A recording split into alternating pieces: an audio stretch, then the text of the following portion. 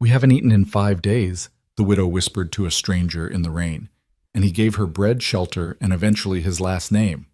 But when a man with a badge rode in claiming legal rights to her daughter, this Texas rancher had to choose: walk away from the fight or stand between a mother and the nightmare that hunted her across state lines.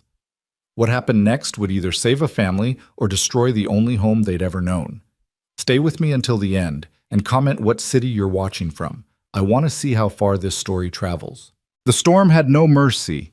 It came howling across the Texas panhandle like something alive and furious, tearing at the canvas tarp Eleanor Briggs had stretched between the broken wagon wheel and a cottonwood stump. The fabric snapped and whipped in the wind, threatening to fly away entirely and leave them exposed to the deluge. Rain hammered down in sheets, turning the prairie into a churning sea of mud and wild grass that bent horizontal under the assault. Eleanor pressed herself against the wagon's splintered side, one arm wrapped tight around her daughter Mira's small, shivering body. The child's face was buried against her mother's chest, thin shoulders trembling with each rattling cough that tore through her.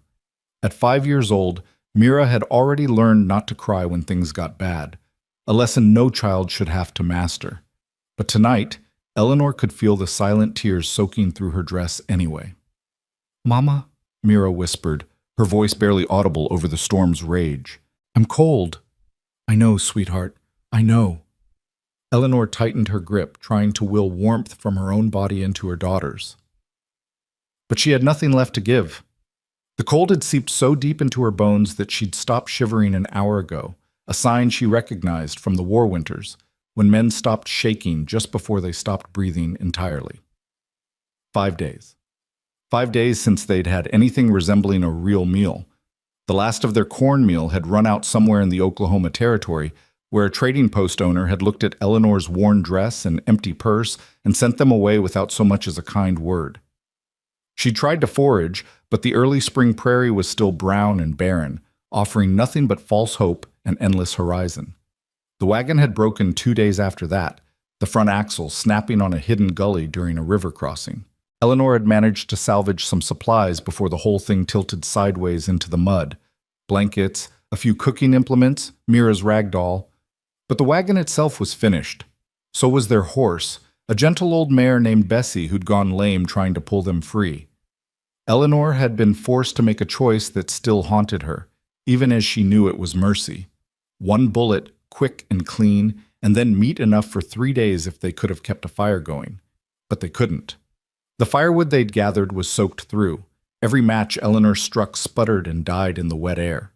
The raw horse meat sat wrapped in canvas beneath the wagon, untouchable and useless. They might as well have been starving with a feast painted on a wall. Eleanor closed her eyes and tried to pray, but the words wouldn't come. God had stopped listening somewhere between Missouri and here. Or maybe she'd stopped believing he was listening at all. Either way, the result was the same. They were alone on a prairie that stretched forever in every direction, with no help coming and no strength left to find it. "Mama?" Mira's voice was smaller now, fading at the edges. "Are we gonna die?" The question hit Eleanor like a fist. She opened her mouth to deny it, to offer some reassuring lie about how everything would be fine, how help was surely coming, how they just had to hold on a little longer. But the words caught in her throat. She'd never lied to Mira before. Not about anything important, and she wouldn't start now, even if the truth was unbearable. "I don't know, baby," she whispered instead, pressing her lips to Mira's damp hair. "I don't know." The wind screamed louder, and Eleanor felt the tarp give way with a sharp crack. The canvas flew off into the darkness like a ghost, leaving them completely exposed. Rain pounded down on them immediately, cold and relentless, soaking through what little dry clothing they had left. Mira cried out, a weak, frightened sound, and Eleanor pulled her tighter, curling her body around her daughter's as if she could become a shelter herself. But she was just bones and desperation now, held together by nothing but a mother's stubborn refusal to give up while her child still breathed. This is how it ends, Eleanor thought distantly, feeling a strange calm settle over her. Not with violence or cruelty or in any of the 100 ways I imagined Jonas would finish us. Just cold and hunger and a storm that doesn't even know we're here. It seemed almost peaceful in a terrible way. She closed her eyes and held Mira close, listening to the child's labored breathing mix with the rain's steady rhythm. Maybe sleep would come gently. Maybe they'd simply drift off together and never wake up. Maybe that was mercy too. But then, through the storm's chaos, through the wind and rain and thunder, a sound.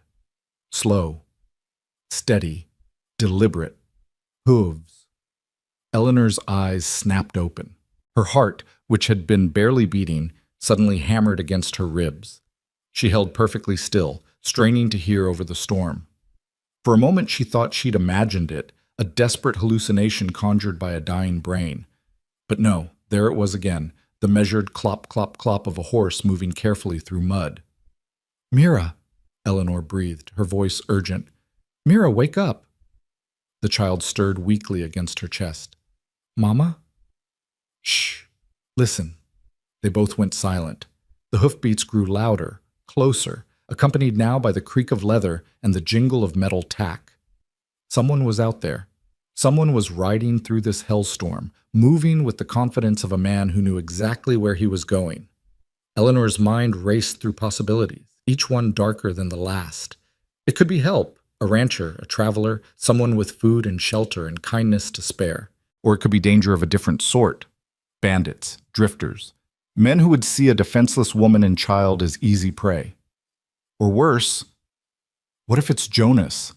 The thought turned her blood to ice. What if he'd tracked them this far? What if he'd ridden through the storm specifically to find them at their weakest? She'd been so careful, covered their trail so well, but Jonas had always been relentless, obsessive. He'd sworn to take Mira, and men like him didn't make empty threats. "Mama, I'm scared," Mira whimpered. "I know, stay close to me." Eleanor's hand moved instinctively to the small knife she kept tucked in her boot. A pathetic weapon, barely more than a kitchen blade, but it was all she had. Her fingers closed around the handle, drawing strength from its solid weight. If this was Jonas, if he'd finally found them, she'd fight. God help her. She'd fight until her last breath. The hoofbeats stopped. Eleanor's breath caught. Whoever it was had reached them. She could hear the horse now, snorting and stamping just beyond the wagon's bulk. Leather creaked as the rider dismounted. Footsteps in the mud, coming closer. Eleanor pulled Mira behind her and rose to her knees, knife held low and ready. Rain streamed down her face, plastering her dark hair to her skull. She knew she must look like a drowned ghost, pale, gaunt, half wild, but she didn't care. Let him see. Let him know she wouldn't go quietly. A shadow appeared around the wagon's edge, tall, broad-shouldered, moving slow and careful, hands visible. Then he stepped into view, and Eleanor saw him clearly despite the darkness. Not Jonas. The man was older, maybe 40, with weather-worn features and a face that had seen too much sun and not enough comfort. He wore a wide-brimmed hat pulled low against the rain, a long oilskin coat that gleamed with water, and boots caked in mud up to the knee. But it was his eyes that caught Eleanor's attention, steady, measuring, but not unkind. The eyes of a man who'd learned to assess situations quickly and act accordingly. He took one look at them, at Eleanor with her knife and her desperate protective stance, at Mira's small form shivering behind her mother, and something shifted in his expression. Not pity, exactly. Something deeper than that. Recognition, maybe, of suffering he understood too well.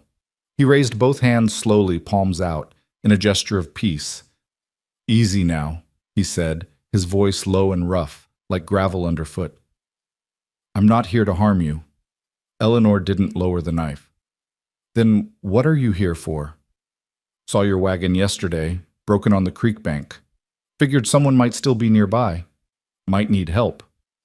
He glanced up at the storming sky, water running off his hat brim in streams. "Didn't expect to find anyone still out here in this mess, though. That was foolish." "We had no choice," Eleanor said flatly.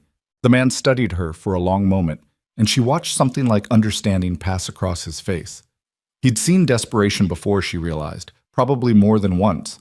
The war had scattered broken families across every state, leaving women and children stranded in places they'd never meant to go, with no resources and nowhere to turn. "You hurt?" he asked. No. The child? Eleanor hesitated. Mira's cough answered for her, a wet, rattling sound that seemed to echo in the storm. The man's jaw tightened.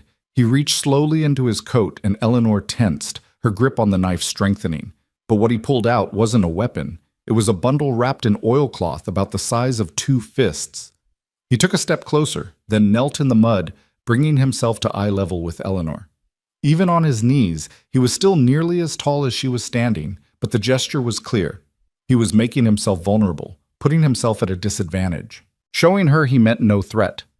"Got some bread here," he said quietly, unwrapping the bundle. "Not much, and it's hard as rock, but it's food. You look like you could use some." Eleanor stared at the bread. It was dark, rough-hewn, the kind made with more grit than flour. But it was real, solid. Her stomach clenched so hard it hurt, and she realized with sudden, overwhelming clarity that she was going to take it. Pride be damned, caution be damned. Her daughter was starving, and here was food. "How much?" she whispered. The man looked confused. "How much what?" "How much do you want for it?" Understanding dawned in his eyes, followed by something that might have been sorrow. "Nothing. It's yours. Both of you look half dead already. I'm not about to charge you for staying alive." Eleanor's vision blurred. She told herself it was just the rain, but she knew better.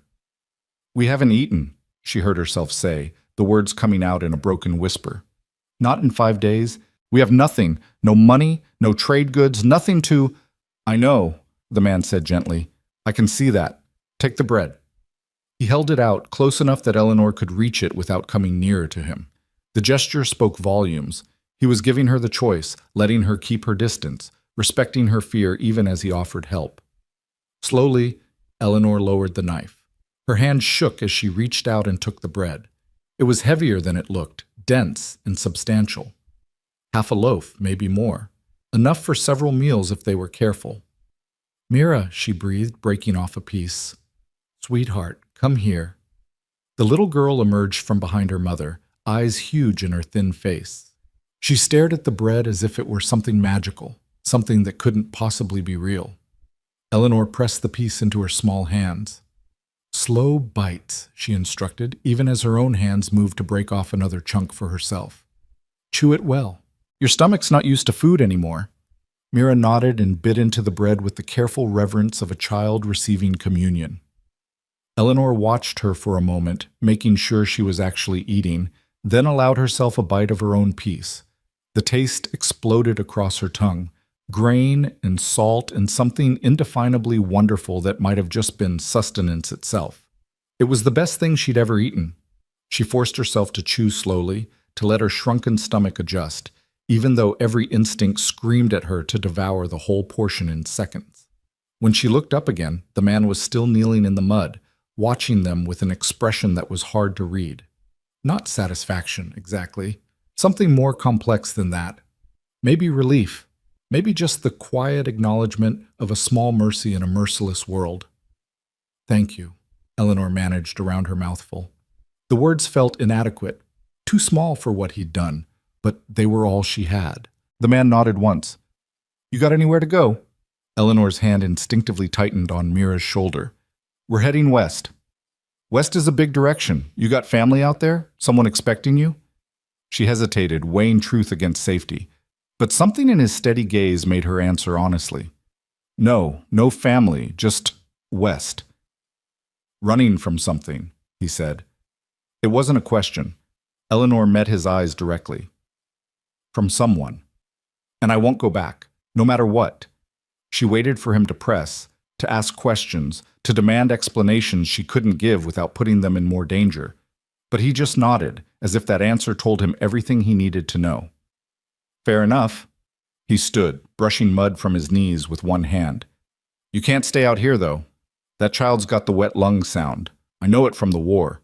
She needs to be somewhere dry and warm, and she needs it soon, or she won't make it another day." Eleanor's chest tightened. She knew he was right. She'd been trying not to think about how Mira's cough had worsened over the past 2 days, how her breathing had grown more labored, how the child barely had strength to stand anymore. Pneumonia. That's what it sounded like.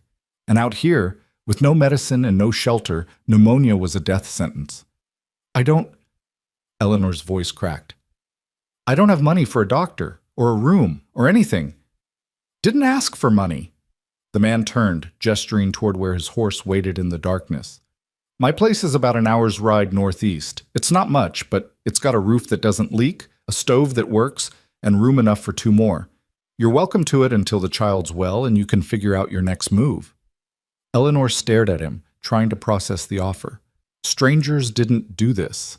Men didn't offer shelter to unknown women without expecting something in return.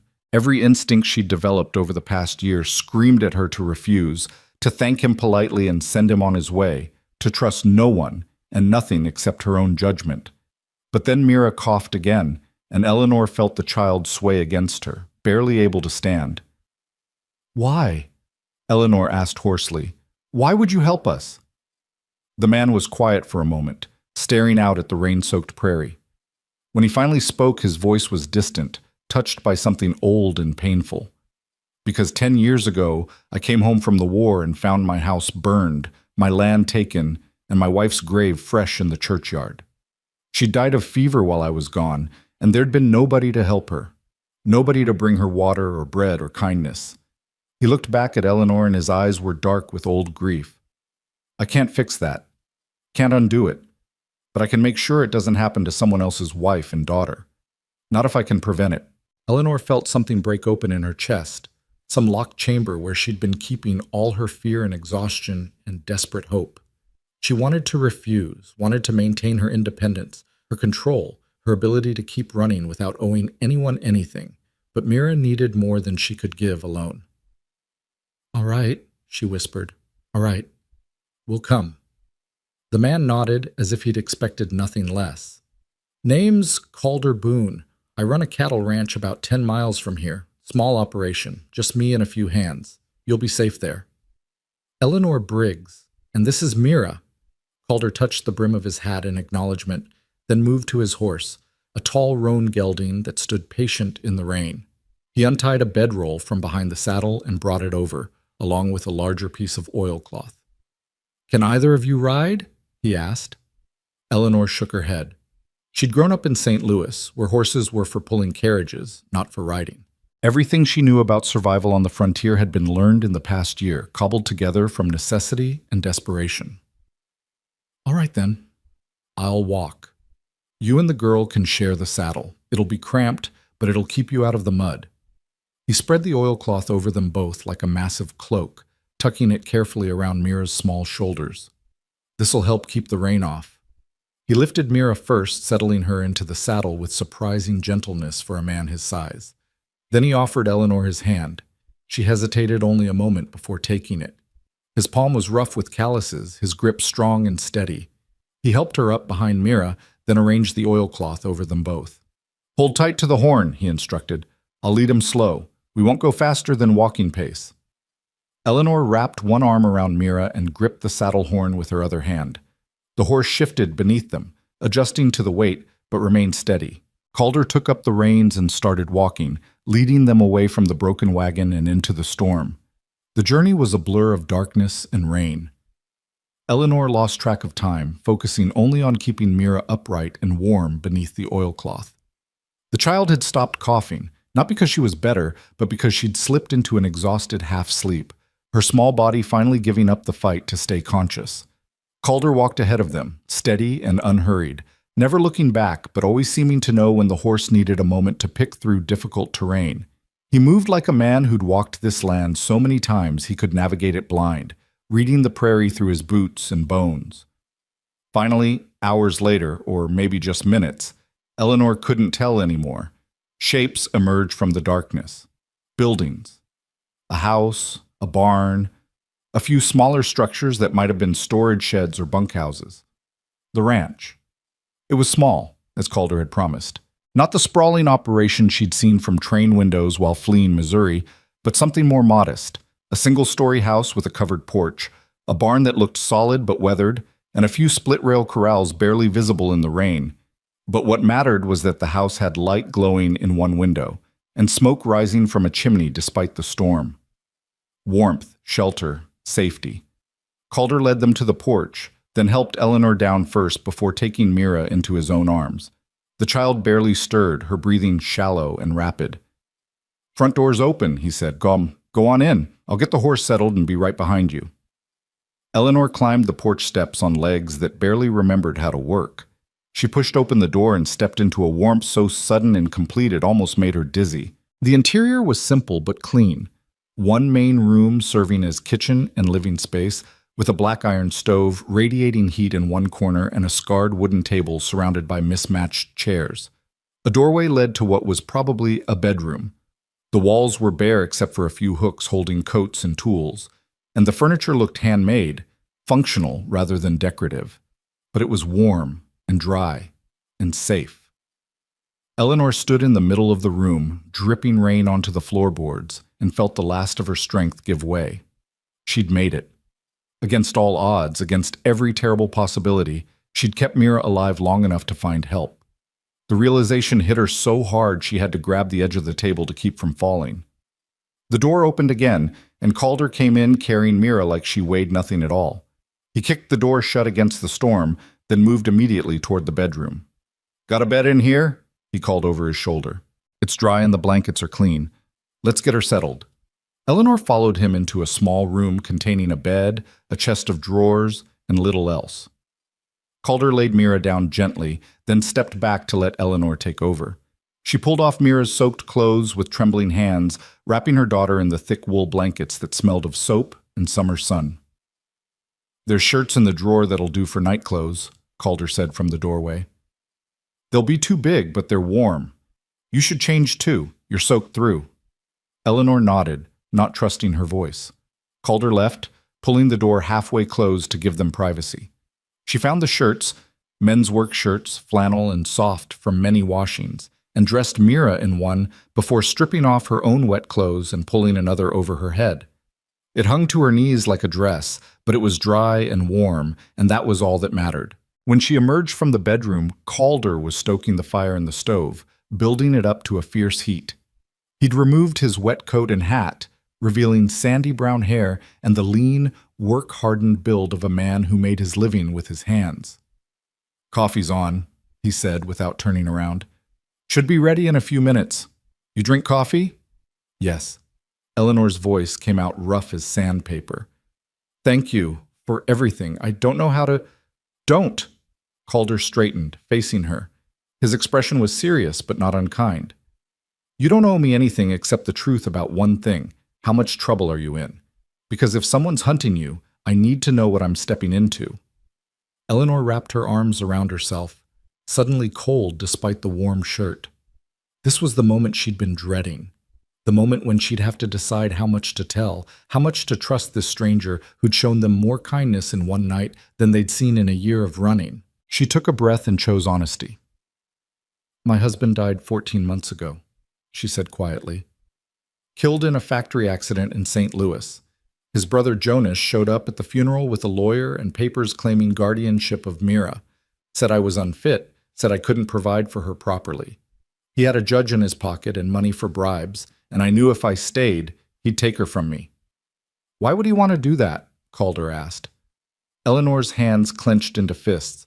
"My husband inherited a trust from his father, not a fortune, but enough to matter. It was supposed to go to Mira when she turns 18.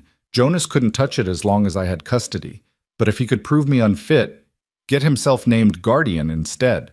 She let the implication hang in the air. "He'd control the money," Calder finished, "and Mira along with it. Jonas isn't a good man, Mr. Boone. He drinks, he gambles. He has a temper that turns violent when he doesn't get his way. My husband kept him at arm's length for years, but now—" She swallowed hard. "Now there's nothing standing between him and what he wants except me. So I took Mira and I ran. We've been moving ever since, trying to get far enough away that he can't find us." Calder was quiet for a long moment, processing this. Then, "Does he know you came west?" "I don't think so. I was careful. Bought tickets under a false name, avoided anyone who might recognize us, stuck to small towns and back roads." Eleanor met his eyes. "But Jonas is stubborn, and he has resources. It's only a matter of time before he picks up our trail. And when he does, I'll run again. Keep running until Mira's old enough that no court can take her from me, or until... She didn't finish the sentence. Until what? Until Jonas gave up? Until they ran out of places to hide? Until they died on some lonely stretch of prairie like they'd almost done tonight? Calder crossed to the stove and poured 2 cups of coffee, black and steaming. He pressed one into Eleanor's hands and took a long drink from his own. "You can stay here as long as you need," he said finally. "Get your strength back. Let the child heal. After that, we'll figure out your next move together. But Eleanor?" He waited until she looked at him. "You're not alone anymore. Understand? Whatever happens, you're not facing it alone." Eleanor's throat tightened. She wanted to argue, to maintain the walls she'd built around herself and Mira, to refuse this kindness before it could turn into something that hurt them. But she was so tired, so desperately, bone-deep tired of being strong and vigilant and afraid every single moment. "All right," she whispered. "All right." They drank their coffee in silence, listening to the storm rage outside and the fire crackle in the stove. And for the first time in longer than Eleanor could remember, she let herself believe just for this one night that maybe, just maybe, they'd finally found a place to rest. Eleanor woke to the smell of bacon frying and sunlight streaming through an unfamiliar window. For a disorienting moment, she couldn't remember where she was. The softness of the mattress beneath her, the warmth of clean blankets, the absence of fear pressing down on her chest. Then memory rushed back. The storm, the stranger, the ranch. Calder Boone. She sat up quickly, her heart lurching. "Mira?" "Right here, Mama." The small voice came from across the room, where Mira sat curled in a wooden rocking chair that was far too big for her. She was wrapped in a quilt, her dark hair still tangled from sleep, but her eyes were brighter than they'd been in days. "Mr. Calder said to let you sleep. He's making breakfast." Eleanor pressed a hand to her chest, feeling her pulse slow back to normal. Sunlight. Mira was sitting up, talking, looking almost like herself again. The panic that had become her constant companion eased just slightly. "How do you feel, sweetheart? Better?" Mira coughed, but it was softer now, less of that terrible wet rattle that had terrified Eleanor in the storm. "My chest still hurts, but Mr. Calder gave me honey and hot water, and it helped."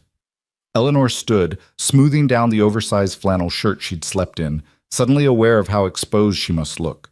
Her dress from yesterday still hung over a chair by the window, stiff with dried mud, but at least no longer soaking wet. She dressed quickly, her fingers clumsy with the buttons. When she emerged from the bedroom, she found Calder at the stove, efficiently managing a skillet of bacon and a pot of what looked like cornmeal mush. He'd changed into clean clothes, a faded blue work shirt and canvas trousers held up with leather suspenders, and his hair was still damp, as if he'd washed at the pump outside. Morning light through the window caught the silver threading through the brown at his temples. He glanced up as she entered. "Coffee's still hot. Cups are on the shelf there." "Thank you." Eleanor poured herself a cup with hands that still wanted to shake. The normalcy of it, morning, coffee, breakfast, felt almost surreal after so many months of running and hiding and barely surviving. "You didn't have to do all this. Had to eat anyway. Not much extra work to make enough for 3. He used a fork to flip the bacon, then stirred the mush. "Child's cough sounds better this morning. The honey helped. That was kind of you. Had a mare once that got the wet lung. Honey and steam kept her going till she could heal proper. Figured it might work on a little girl, too." He pulled the skillet off the heat. "Breakfast is ready, if you want to get Mira." They ate at the scarred wooden table, and Eleanor had to force herself not to devour everything in front of her. The bacon was salty and perfect, the cornmeal mush filling in a way that made her realize just how empty she'd been. Mira ate slowly, carefully, but she finished her entire portion, the first full meal she'd managed in over a week. Calder ate without much conversation, but his silence felt comfortable rather than awkward. He had the manner of a man used to his own company who didn't feel the need to fill every moment with words. When he did speak, it was practical, straightforward. "I'll need to ride out and check the south pasture this morning. Lost some fence in that storm, and I've got cattle that'll wander if they find the gap. You're welcome to stay here. Rest up. There's more firewood on the porch if you need it, and the pump's just outside if you want to wash up proper." Eleanor nodded, trying not to feel like a burden. "Is there anything I can do?" To help, I mean. I'm not much good with ranch work, but I can clean or mend things or you can rest, Calder interrupted gently but firmly. That child needs looking after, and you look like you haven't slept a full night in months. Everything else can wait. He was right, of course. Eleanor knew it even as some stubborn part of her resisted accepting more charity. But before she could argue, Calder stood and carried his empty plate to a wash basin by the window. I'll be back before dark. There's bread in the tin there, and some preserves in the cold box out back if you get hungry. Don't answer the door if anyone comes calling. Not likely, but just in case. The casual warning sent a chill down Eleanor's spine. She hadn't even thought about what she'd do if Jonas somehow tracked them here, if he showed up while Calder was gone. Do you think— No, Calder said, reading her fear. I don't think anyone's coming, but I also don't take chances with other people's safety. So just stay inside, keep the door latched, and I'll be back soon enough. He gathered a worn leather satchel from a hook by the door, checked that his hat was secure, and paused at the threshold. You did good, Eleanor. Getting this far, keeping your daughter alive, that took strength most people don't have. You should know that. Before she could respond, he was gone, the door closing softly behind him. Eleanor heard his footsteps across the porch, then the sound of a horse being led from the barn. She moved to the window and watched him ride out, sitting easy in the saddle as the morning sun turned the wet prairie into a sea of diamonds. Mira came to stand beside her, small hand slipping into Eleanor's. I like him, Mama. He's nice. Yes, Eleanor said softly. He is. Are we going to stay here? The question was so simple, so full of hope, that it broke something in Eleanor's chest. For a little while, sweetheart. Just until you're well. And then we have to run again? Eleanor looked down at her daughter's upturned face and saw too much understanding there, too much weariness for a 5-year-old. Mira had learned not to get attached to places or people, not to believe in permanence or safety. She'd learned that home was something that could be torn away without warning, that every moment of peace was just borrowed time before the next desperate flight. What kind of childhood was that? I don't know, Eleanor admitted, because she wouldn't lie. We'll see. The day passed quietly. Eleanor did wash up at the pump, scrubbing away layers of dirt and fear until her skin felt raw but clean. She heated water on the stove and helped Mira bathe in a large tin tub they found in the barn, washing the child's hair until it shone like dark silk in the sunlight streaming through the window. Mira's cough persisted, but it was definitely improving. Less frequent, less desperate. In the afternoon, while Mira napped wrapped in quilts by the warm stove, Eleanor explored the house more thoroughly. It was a bachelor's space, clearly, functional, but without decoration or softness. No curtains on the windows, no rugs on the floors, no photographs or paintings on the walls. The furniture was all handmade, sturdy but rough. The bedroom held only the bed, the dresser, and a single chair. No woman had lived here in a long time, if ever. But it was clean, organized. The few dishes were washed and put away, the floors swept, everything in its place. Calder Boone might live alone, but he lived with discipline and care. It spoke to something in his character, a refusal to let hardship turn him slovenly or careless. Eleanor found herself studying the small details: a pair of well-oiled boots by the door, a Bible on a shelf with a worn leather cover, a photograph in a simple frame tucked almost out of sight on the mantel. She picked up the photograph carefully. It showed a younger Calder, maybe in his late 20s, standing beside a woman with kind eyes and dark hair swept up under a bonnet. His wife, Eleanor realized, the one he'd mentioned, who died while he was away at war. The woman in the photograph was smiling, one hand resting on Calder's arm, and there was something so tender in the way they stood together that Eleanor felt like an intruder just looking at it. This was private grief, carefully preserved. She set the frame back exactly where she'd found it and turned away. By the time Calder returned, the sun was low and painting the western sky in shades of crimson and gold. Eleanor heard him before she saw him, the sound of the barn door opening, the low murmur of his voice talking to his horse. She watched from the window as he unsaddled the roan, brushed it down with practiced efficiency, and made sure it had feed and water before heading to the house. He came in looking tired but satisfied, mud caked on his boots and a tear in his shirt sleeve. Fences mended, only lost 2 head through the gap, and I got them back before they could wander far. Should I heat water for washing? Eleanor asked. There's still some warm on the stove. Calder looked surprised, as if he wasn't used to anyone anticipating his needs. That'd be appreciated, yes. Eleanor poured hot water into a basin and set it on the table with a clean rag she'd found hanging by the pump. Calder washed his hands and face, scrubbing away the day's dirt with the thoroughness of a man who understood the value of clean water. When he was done, he sat heavily in one of the chairs and looked at Mira, who was setting the table with careful concentration. You're looking stronger, little one. Mira smiled shyly. Mama says I have to rest, but I feel better. Your mama's a smart woman. You listen to her. He glanced at Eleanor. How was she today? Any fever? No fever. The cough is less and she kept her food down. I think the worst has passed. Good. Calder stood and moved to the cold box, pulling out wrapped parcels. I'll make supper. You two have done enough today. Mr. Boone, I can…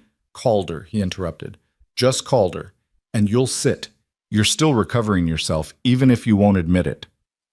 Eleanor wanted to argue, but the exhaustion she'd been holding at bay suddenly crashed over her. She sat, watching as Calder moved around his kitchen with easy competence. He had the fluid efficiency of someone who'd been taking care of himself for a long time, who didn't need recipes or guidance to produce a simple but solid meal.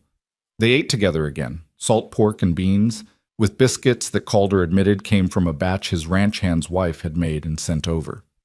The food was plain but plentiful, and Eleanor felt some of the hollow emptiness inside her begin to fill with something other than fear. Over the next few days, a pattern emerged. Calder would rise before dawn, start the fire and the coffee, then head out to work his land. Eleanor would care for Mira, do what small tasks she could around the house, and wait for evening when Calder would return tired but steady. They'd share meals, sparse conversation, and the comfortable silence of people learning to exist in the same space. Eleanor found herself studying Calder when he wasn't looking.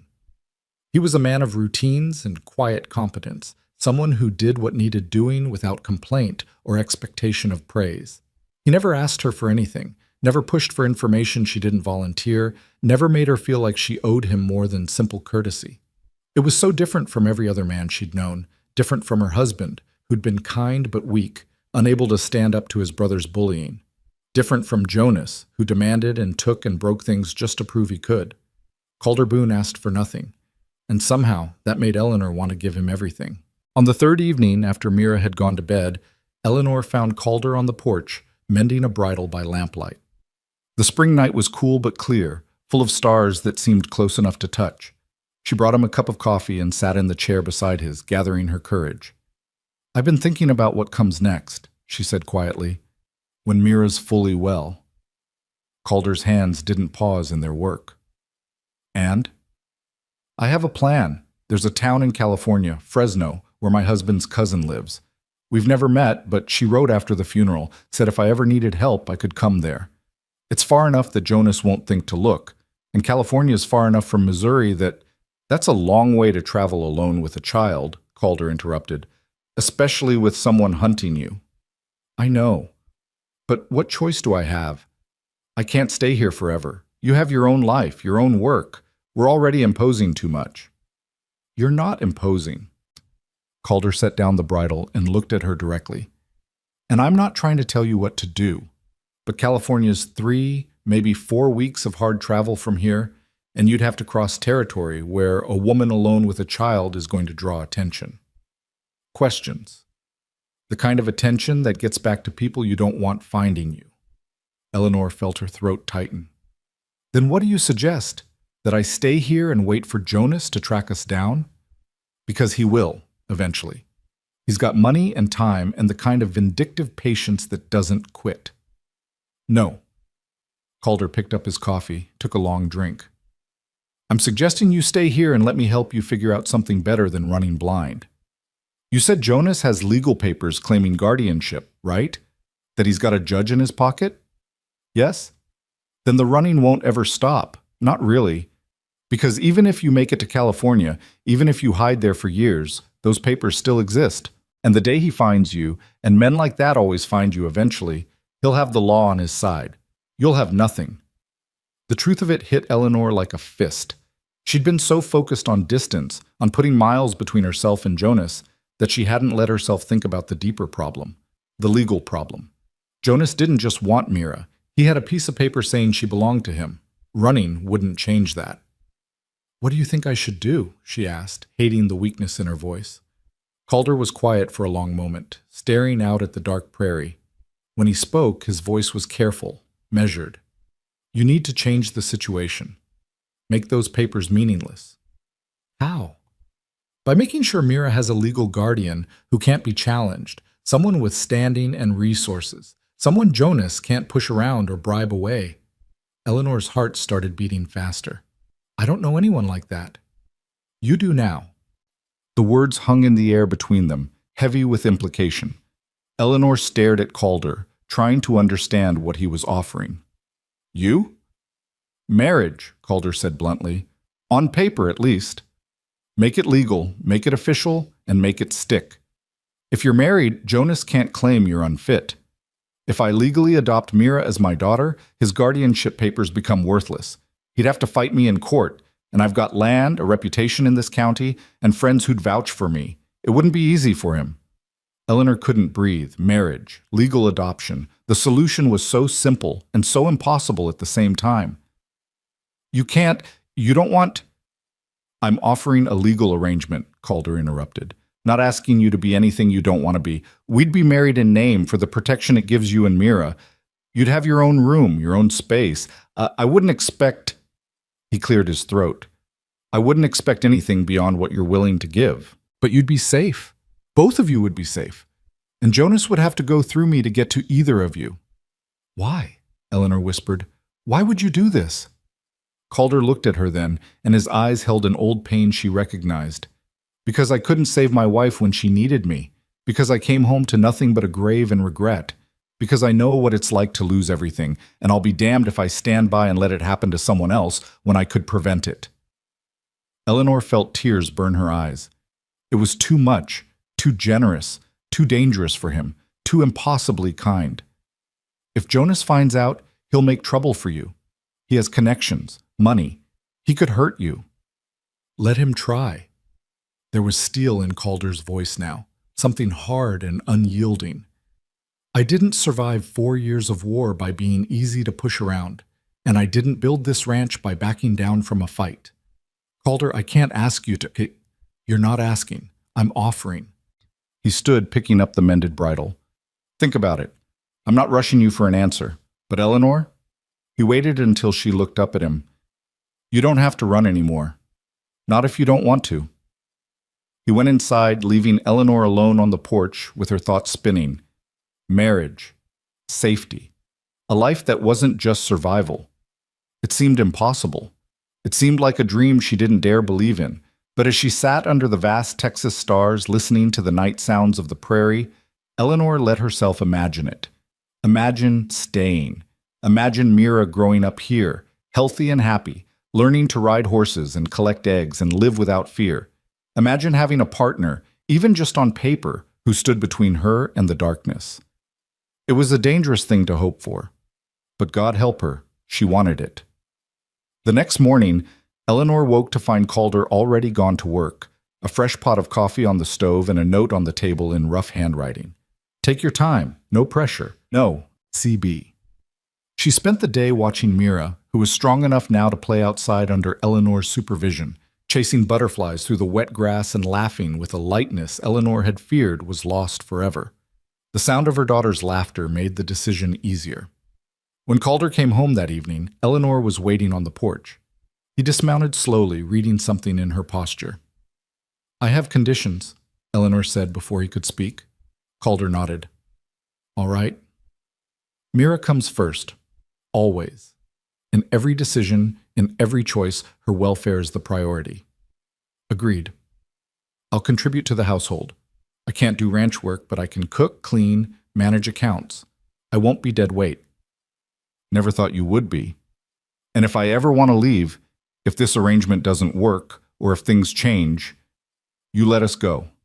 No arguments, no trying to keep us here against our will." Calder's expression was serious. "You have my word. This isn't a cage, Eleanor. It's shelter. If you want to leave, you leave. Eleanor took a breath. Then, yes, I'll marry you. Something shifted in Calder's face. Not quite relief, but something close to it. He climbed the porch steps and stood before her, close enough that she could see the silver stubble on his jaw, the lines around his eyes that spoke of years spent squinting into the sun. I'll ride to town tomorrow and make arrangements with the pastor. We'll need witnesses. I can ask Tom Fairfield from the neighboring ranch and his wife. They're good people, trustworthy. How quickly can it be done? A week, maybe less. Texas doesn't have much waiting period for weddings, and Pastor Matthews isn't one for ceremony. Calder paused. Are you sure about this, Eleanor? Once we do it, once it's legal, Jonas will know. He'll come looking. I know. Eleanor straightened her spine. But I'm done running. Let him come. This time I'll have someone standing beside me. Calder extended his hand, formal and old-fashioned. Eleanor took it, feeling the callous strength of his palm against hers. They shook, sealing a bargain that was part desperation, part hope, and entirely uncertain. Partners, then, Calder said. Partners, Eleanor echoed. The week that followed was strange and dreamlike. Calder rode to town and returned with news that the wedding was set for Saturday morning. He brought fabric for Eleanor to make a simple dress, nothing fancy, just blue cotton that matched her eyes, and wooden blocks for Mira to play with. He introduced them to Tom and Martha Fairfield, a weathered couple from the ranch 3 miles north, who looked at Eleanor with knowing kindness and asked no uncomfortable questions. Martha took Eleanor aside on Thursday while the men discussed cattle prices. I won't pry, she said in her direct way, but I'll tell you this. Calder Boone is the most decent man I've ever known. Whatever your reasons for marrying him, you could do a lot worse. I know, Eleanor said softly. I'm grateful. Grateful's a start, but honey, if you're going to make a life here, you'll need more than gratitude. You'll need trust, and that takes time. Martha squeezed her hand. Give it time, both of you. Things have a way of working out if you let them. Friday night, the night before the wedding, Eleanor couldn't sleep. She lay in the bed that would soon be permanently hers, staring at the ceiling and trying not to think about all the ways this could go wrong. What if Jonas found them anyway? What if Calder regretted his decision? What if she was bringing danger down on a good man's head just by being here? A soft knock on the door interrupted her spiral. Eleanor, you awake? She sat up. Yes? The door cracked open and Calder stood silhouetted in the lamplight from the main room. Can't sleep either? No. He stepped inside, keeping a respectful distance, and leaned against the wall. Having second thoughts? 1,000 of them. That's fair. He was quiet for a moment. I won't pretend this is a normal situation, or that I know exactly what I'm doing, but I meant what I said. You'll be safe here, both of you. That's a promise I can keep. Eleanor pulled the quilt closer around her shoulders. What if Jonas brings trouble? What if he... Then we'll handle it, together. Calder's voice was steady, certain. Eleanor, I've faced worse than one angry man with legal papers. I'll face this too. And so will you. You're stronger than you think. I don't feel strong. Strength isn't about feeling it. It's about doing what needs doing anyway. He straightened. Get some sleep. Tomorrow's a big day. After he left, Eleanor lay back down, but this time the panic had eased. She wasn't alone anymore. Whatever came next, she'd have someone standing between her and the darkness. It wasn't love. Not yet. Maybe not ever. But it was something. It was enough. Saturday morning dawned clear and bright. Eleanor dressed in the blue cotton dress she'd sewn, simple but clean, and braided her hair in a crown around her head. Mira wore a white pinafore that Martha had brought over, and bounced with excitement she didn't fully understand. The ceremony was brief and practical, held in the small chapel in town with Tom and Martha as witnesses. Pastor Matthews asked the required questions, received the required answers, and pronounced them man and wife with a solemnity that made it feel real. Calder slipped a simple gold band onto Eleanor's finger. His mother's, he said quietly. The only thing of value he had left from before the war. When the pastor said he could kiss his bride, Calder looked at Eleanor with a question in his eyes. She nodded once, and he pressed a chaste kiss to her forehead, respectful, proper, and somehow more intimate than if he'd kissed her mouth. After the ceremony, while Calder spoke with Pastor Matthews about filing the marriage certificate, Eleanor stepped outside with Mira into the spring sunshine. The child tugged on her mother's skirt. "Mama, are we Mrs. Boone now?" Eleanor looked down at the gold band on her finger, catching the light.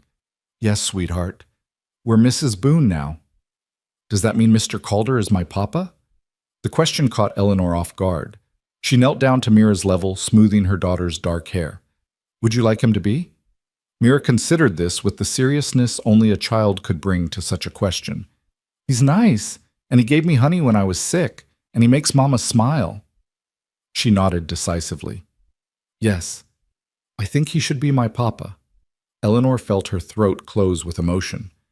"Then we'll ask him. But Mira, you remember your first papa, don't you? Your real papa?" "Yes." Mira's face was solemn. "But real papa went to heaven, and Mr. Calder is here. Can I have two papas, one in heaven and one here?" "Yes, baby, you can have two papas." When Calder emerged from the chapel, Eleanor told him what Mira had said. His face went still, something vulnerable flickering across it before he carefully composed himself. He knelt in front of Mira, putting himself at eye level with the small girl. "Mira, if I'm going to be your papa, I need to ask you something important. Can I do that?" Mira nodded seriously. "Being a papa is a big job. It means I'll teach you things and keep you safe and help your mama take care of you. It means when you're scared, you can come to me. When you're happy, you can tell me. And when you grow up, I'll be the one who stands beside you and is proud of who you become." His voice was rough with emotion. "Do you think I could do that? Be that person for you?" Mira didn't hesitate. She threw her small arms around Calder's neck and held on tight. "Yes, Papa Calder." Eleanor watched Calder's face as he hugged her daughter back, saw him close his eyes against the sudden shine of tears. He held Mira gently, as if she were something precious and breakable, and when he finally pulled back, there was a fierceness in his expression that hadn't been there before. "Then I'll spend every day of my life earning that," he said quietly. They rode back to the ranch as a family, Eleanor beside Calder on the wagon seat, Mira between them chattering about everything and nothing. The spring sun was warm, the prairie was greening after the rains, and for the first time in over a year, Eleanor felt something that might have been peace beginning to take root in her chest. It wasn't perfect. It wasn't the life she'd imagined when she was young and foolish and thought love conquered all. But it was real, and it was safe, and it was theirs. That night, after Mira was asleep and the house was quiet, Calder sat at the table writing carefully on a piece of official-looking paper. Eleanor came to stand beside him, reading over his shoulder. It was an affidavit of guardianship, formally declaring his intention to adopt Mira as his legal daughter, signed and dated with the marriage certificate referenced as supporting documentation. "Tomorrow I'll file this with the county clerk," Calder said. "Once it's registered, Jonas's claim becomes void. He'd have to file suit to challenge it, which means he'd have to come here in person." "And if he does?" Calder set down his pen and looked up at her. "Then we'll be ready." Eleanor placed her hand on his shoulder, the first time she'd touched him of her own volition since the wedding. "Thank you for all of this, for giving us a chance." Calder covered her hand with his own, briefly, then let go. "You gave me one too. I haven't felt like I had a purpose beyond work in a long time. Now I do." Eleanor went to bed that night as Mrs. Calder Boone, with her daughter sleeping safely in the next room and a man standing guard, not just over their house, but over their lives.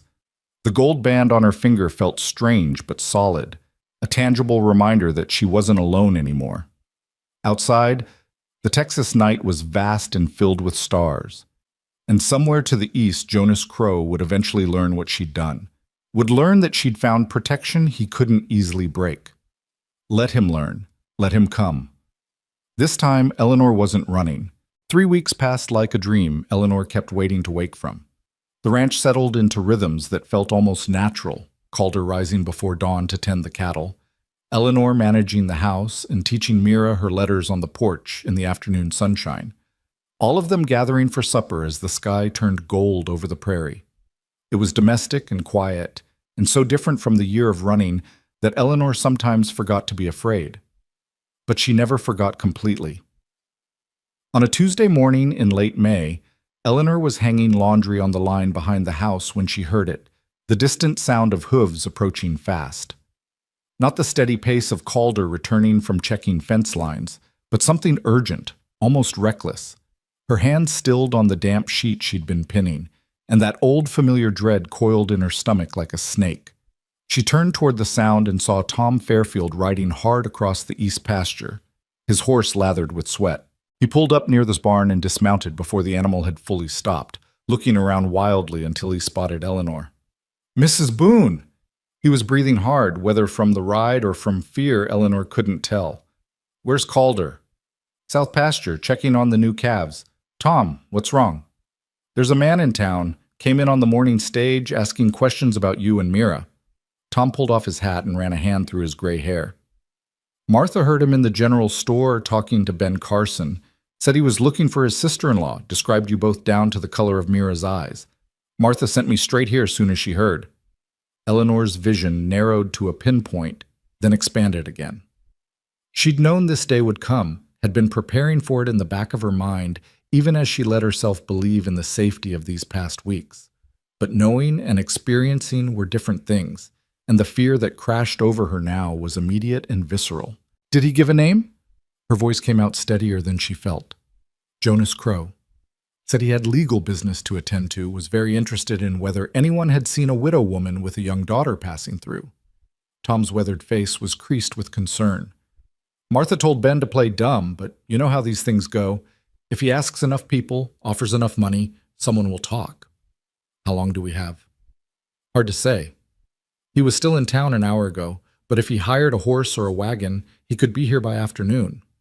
Tom stepped closer, his voice dropping. "Martha said he was wearing a badge, some kind of legal authority from Missouri. That true?" Eleanor nodded, her throat tight. "He has guardianship papers for Mira, from before Calder and I married." "Well, those papers don't mean spit now, do they? You're married legal, filed proper with the county, and Calder's adoption papers went through last week. I saw the clerk stamp them myself." Tom's jaw set with determination. "That man's got no claim here. He'll try anyway. Jonas doesn't give up just because something's legal or right. He'll push, he'll threaten, he'll use that badge to intimidate." Eleanor pressed her hand to her chest, trying to slow her racing heart. "I need to get Mira inside. You need to get Calder," Tom interrupted firmly. "I'll ride out and bring him back. You get Mira in the house, lock the doors, and don't open them for anyone but us. Understand?" Eleanor wanted to argue, to say she could handle this herself, but the truth was she couldn't. Not alone. Not against Jonas. "All right, go." Tom was back on his horse before she'd finished speaking, wheeling the tired animal around and kicking it into a gallop toward the south pasture. Eleanor watched him go for only a moment before her maternal instincts took over. She abandoned the laundry and ran toward the front of the house, where Mira was playing with her wooden blocks on the porch steps. "Mira, sweetheart, we need to go inside now." The child looked up, and her small face immediately registered the fear in her mother's voice. She'd learned to read danger in the year they'd spent running, and that terrible knowledge hadn't left her just because they'd found safety. "Is it the bad man? Is Uncle Jonas coming?" Eleanor's heart broke a little that her daughter had to ask such a question. "I don't know yet, but we're going to be very careful, just in case. Come on." She scooped Mira up and carried her inside, setting her down in the bedroom and closing the door. "I want you to stay here, baby. Play with your doll or look at your picture books, but stay in this room and be very quiet. Can you do that for Mama?" Mira nodded, her dark eyes huge in her pale face. "Is Papa Calder coming home?" "Yes, Mr. Tom went to get him. He'll be here soon." Eleanor kissed her daughter's forehead, tasting the salt of her own fear. "Everything's going to be all right, I promise." She closed the bedroom door and moved to the front window, positioning herself where she could see the road but wouldn't be easily visible from outside. Her hands were shaking, so she pressed them flat against the windowsill, trying to ground herself. They had legal standing now. They had Calder. They had friends. This wasn't the same as being alone and hunted on the road, but Jonas had always been good at finding ways around the law. 20 minutes passed like 20 hours. Eleanor watched the road with the intensity of a sentry on guard duty, her breath catching at every movement of grass or shadow of cloud. Behind her, the house was silent, except for the ticking of Calder's mantel clock and the distant sound of Mira humming softly to herself in the bedroom. Then, movement on the horizon. A rider, coming from the direction of town, moving at a steady trot, confident and unhurried. As he got closer, Eleanor could make out details. A tall man, well-dressed in city clothes that looked out of place in ranch country, riding a rented horse with the awkward seat of someone unused to long rides. Even from a distance, even after more than a year, she recognized the set of his shoulders and the way he held his head. Jonas! Eleanor's breath came faster.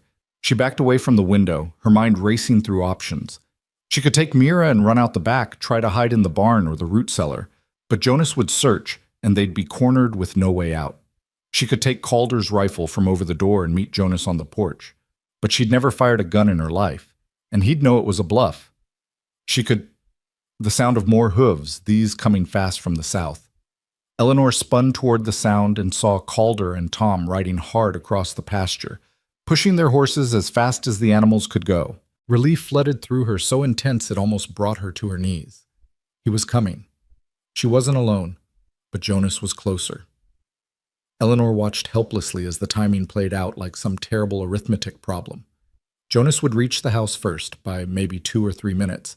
Not long, but long enough for him to dismount, to knock on the door, to start making his demands. She made a decision. Moving quickly, she went to the mantel and took down the rifle Calder kept there. More for show and hunting than defense, but Jonas wouldn't know that. She checked that it was loaded, thanking God that Calder had shown her how to do that much, then positioned herself just inside the front door, the rifle held across her chest in what she hoped looked like a capable grip. Jonas's horse stopped at the porch steps. Eleanor heard him dismount with a grunt, heard his boots on the wooden stairs. Then his fist hammered on the door, hard and imperious. "Eleanor, I know you're in there. Oh, you're in." "Open this door." His voice sent ice through her veins, familiar and hateful, carrying all the menace of a year's worth of nightmares. But this time, she had more than fear to sustain her. She had rage. "Go away, Jonas," she called through the door, proud that her voice didn't shake. "You have no business here." "I have every business here. I'm Mira's legal guardian, appointed by a judge in St. Louis. You kidnapped that child and dragged her halfway across the country, but that ends today. Open this door or I'll have the law break it down." "You're not her guardian anymore." "I'm married, Jonas. Married, legal, and proper to a man who's adopted Mira as his own daughter. Your papers don't mean anything now." There was a pause, and Eleanor could almost hear Jonas processing this, trying to figure out his next move. When he spoke again, his voice was different, smoother, more reasonable, more dangerous. "Eleanor, be sensible. You can't possibly expect me to believe you married someone in the few weeks since you ran away. This is clearly a fraud, a desperate attempt to avoid your legal obligations. No court will recognize it. The state of Texas recognizes it. That's all that matters. Then I'll see you in court. I'll prove this marriage is a sham, that you coerced some local fool into helping you hide. And when I do, I'll take Mira and you'll never see her again. Is that what you want?" "What I want is for you to leave us alone." Eleanor tightened her grip on the rifle. "You never cared about Mira. You care about her inheritance, about the money you can't touch as long as I have custody. But you won't get it, Jonas. Not now, not ever." The door handle rattled violently. "Open this door, Eleanor. Step away from the door." That was a new voice, deeper and harder than Jonas's, cutting through the tension like a blade. "Step away now, or I'll put you on your back in the dirt." Eleanor's heart leaped. Calder. She heard Jonas move, heard the boards creak as he turned. Through the window, she could see Calder and Tom both dismounted now, standing at the base of the porch steps. Calder had positioned himself front and center, and even through her fear, Eleanor registered the change in him. This wasn't the quiet, careful man who made her coffee in the mornings. This was someone else, someone who stood like he'd been a soldier once and hadn't forgotten how. "Who the hell are you?" Jonas demanded. "Calder Boone, and you're on my property, harassing my wife and frightening my daughter." Calder's voice was level, almost casual, but there was steel underneath it. I'm giving you one chance to leave peacefully. Jonas laughed, a harsh, ugly sound. Your wife? Your daughter? Don't make me laugh. This is a fraud and everyone knows it. That woman stole my brother's child and that woman is Eleanor Boone, legally married to me 3 weeks ago in the county chapel with proper witnesses and documentation. The child is Mira Boone, legally adopted by me with papers filed at the county clerk's office. You want to challenge that? You take it up with the Texas court. But you don't come to my home and terrorize my family. I have legal authority. You have a piece of paper from Missouri that means nothing here.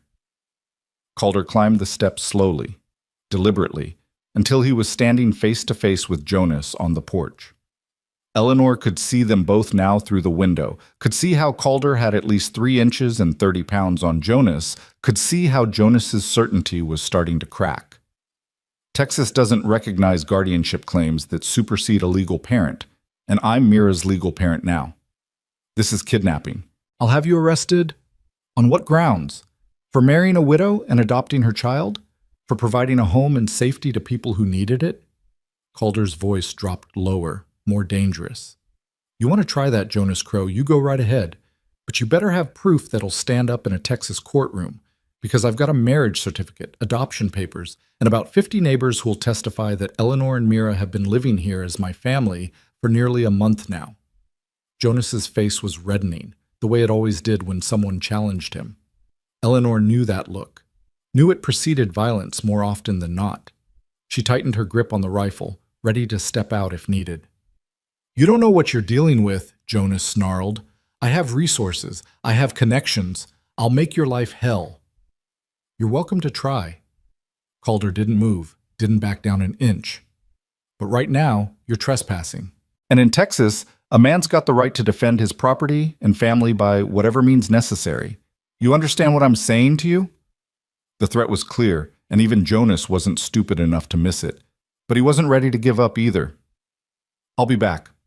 With the law, with lawyers, with whatever it takes. That child is mine by right. That child is mine by love. Calder's voice cracked like a whip. And there's not a judge in the world who'll take a girl from a good home just to satisfy your greed. Now get off my land before I remove you myself. For a long moment, Jonas just stood there, his face working through a series of emotions, rage, calculation, frustrated fury. Then he looked past Calder to the door, raising his voice. Eleanor, you think you're safe here? You think this ranch hand can protect you? I'll be back, and when I come, I'll have the authority to take Mira whether you like it or not. You hear me? I'll have what's mine. The door swung open, and Eleanor stepped out onto the porch, rifle raised and pointed directly at Jonas's chest. Her hands were steady now, all her fear burned away by pure maternal fury. Get away from my daughter, she said quietly. Get away from my home, and don't come back. Jonas stared at her, then at the rifle, then at Calder, who'd moved to stand beside Eleanor. Tom was climbing the steps now too, taking up position on Calder's other side. 3 against 1, and Jonas might have legal papers, but they had something stronger: conviction, unity, and the home ground advantage. This isn't over, Jonas said, but he was backing down the steps now, moving toward his horse. Not by a long shot. Yes, Calder said flatly. It is. They stood together on the porch, Calder, Eleanor, and Tom, and watched as Jonas mounted his rented horse with jerky, angry movements. He wheeled the animal around and kicked it harder than necessary, sending it cantering back down the road toward town. They watched until he was just a speck on the horizon, then until he disappeared completely. Only then did Eleanor lower the rifle. Her hands started shaking immediately, all the adrenaline draining out of her at once. Calder took the rifle gently from her grip and handed it to Tom, then caught Eleanor as her knees buckled. I've got you, he murmured, his arms solid around her waist. You did good. You stood your ground. Is he gone? Is he really gone? For now, Calder's face was grim, but he meant what he said. He'll be back, or he'll send someone official. We need to be ready. The bedroom door flew open and Mira came running out, launching herself at Eleanor with the full force of her small body. Eleanor caught her, holding her tight, feeling the child's heart racing against her own. Mama, I heard shouting. I heard Uncle Jonas. I know, baby. I know. But he's gone now. Papa Calder sent him away. Mira turned in Eleanor's arms to look at Calder, her small face serious. Did you really send the bad man away, Papa Calder? Calder knelt down, bringing himself to Mira's level. I did. And I'll do it again as many times as it takes. Nobody's going to take you away from your mama, or from me. You understand? You're my daughter now, and I protect what's mine. Mira reached out and took Calder's hand with complete trust, and Eleanor saw something shift in his expression, a deepening of the commitment he'd made, a cementing of bonds that had started as practical arrangement but were becoming something more. Tom cleared his throat. I should get back to Martha, let her know what happened.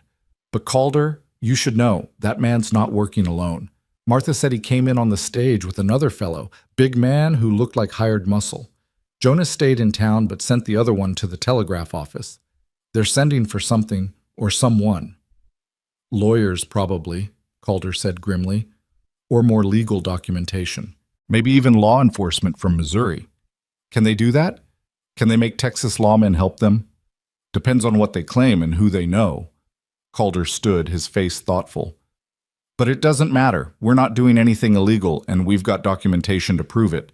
If Jonas wants a fight, we'll give him one. After Tom left, Eleanor moved mechanically through the motions of making lunch, though none of them had much appetite.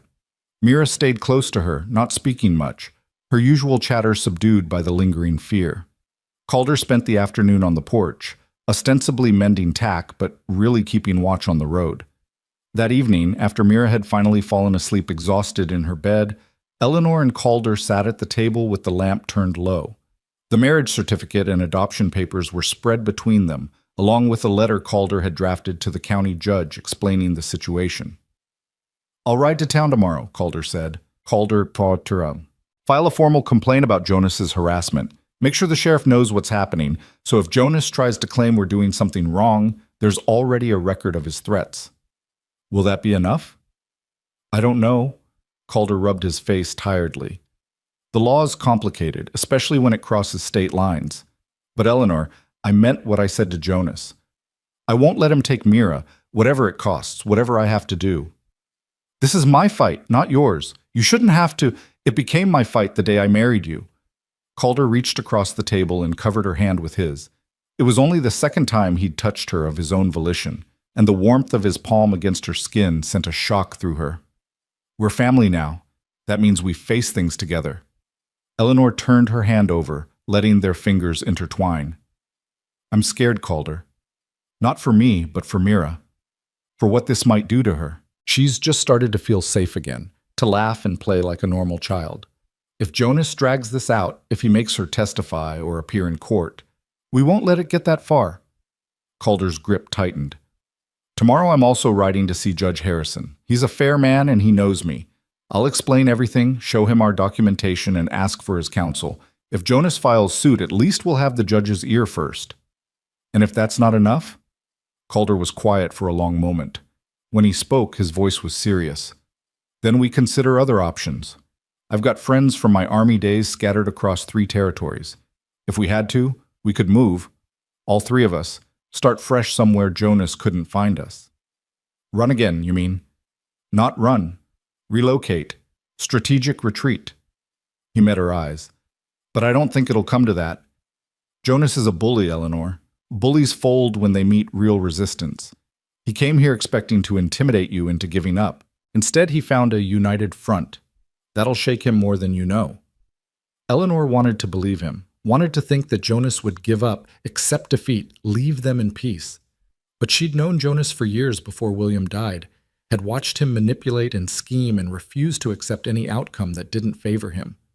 Men like that didn't just fold, but maybe, just maybe, they could be outmaneuvered. Over the next 3 days, Calder made good on his promises. He rode to town and spoke with both the sheriff and Judge Harrison, laying out the full story with calm precision. He filed formal complaints and made sure their documentation was copied and registered in multiple places. He even sent telegrams to contacts he had in Austin, lawyers who'd served with him in the war and might be able to advise them on interstate custody law.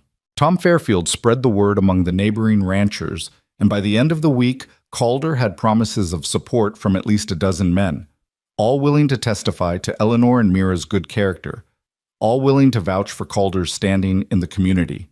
It was a show of solidarity that made Eleanor's chest tight with gratitude. Jonas, meanwhile, stayed in town. According to Martha, who made it her business to know everything happening at the boarding house where Jonas was staying, he spent his days at the telegraph office, sending and receiving messages, and his evenings drinking in the saloon and complaining loudly about corrupt Texas justice to anyone who'd listen. "He's waiting for something," Martha reported to Eleanor during one of her visits to the ranch. "Or someone. He's got that look about him, like a snake coiled up, just waiting to strike." "Let him wait," Eleanor said with more confidence than she felt. "We're ready." But on the 8th day after Jonas's arrival, what they'd been waiting for finally happened.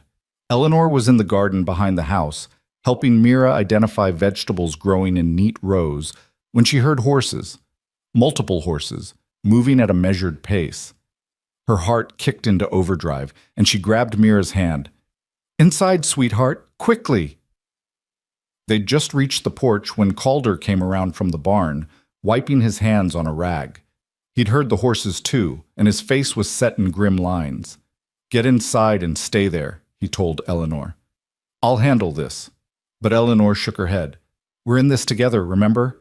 Mira, go to our bedroom and wait there. Lock the door." Mira obeyed without argument, her small face pale but determined. Eleanor took her place beside Calder on the porch just as the riders came into view around the bend in the road. There were 5 of them. Jonas rode in front, looking smug and vindicated. Beside him was a tall man wearing a marshal's badge that caught the afternoon sun. Behind them rode 3 more men, deputies, Eleanor guessed, or hired guns dressed up as law enforcement. All of them were armed.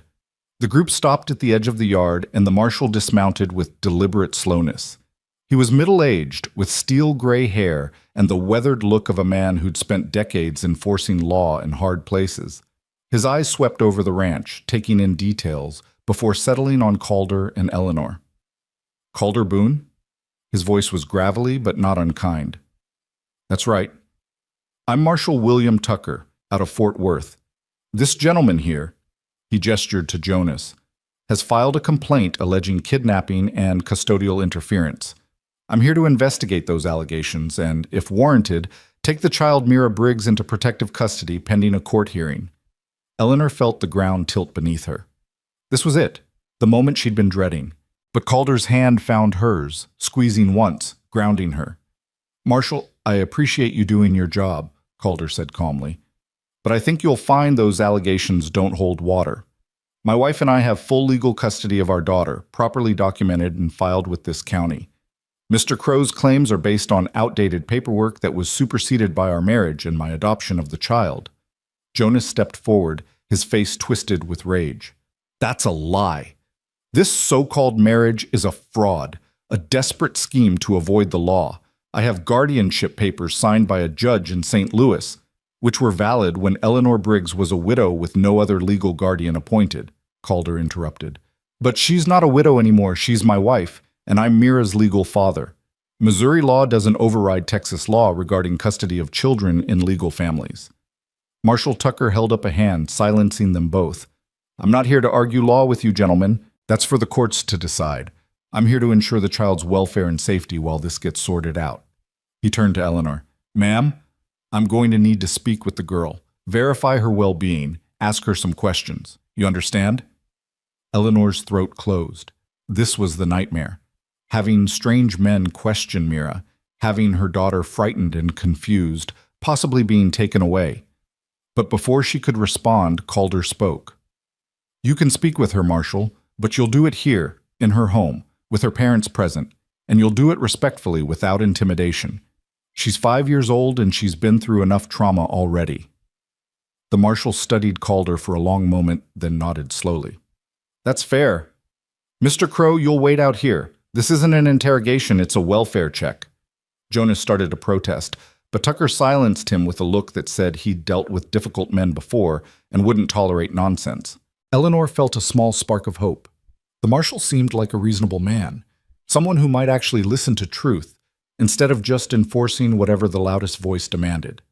They brought Mira out to the porch, Eleanor carrying her because the child had gone rigid with fear when she'd heard strange voices. Mira buried her face in her mother's shoulder, trembling. Marshall Tucker removed his hat and knelt down on the porch, bringing himself below Mira's eye level, a gesture that reminded Eleanor painfully of the way Calder had first approached her daughter. Some men understood how to seem less threatening to frightened children. "Hello there, Mira. My name is William. Can you look at me for just a moment?" Slowly, Mira turned her head, peeking out at the marshal with wide, dark eyes. "That's good. I'm not here to hurt you or scare you, I promise. I just want to make sure you're all right. Can you tell me if you're being treated well here?"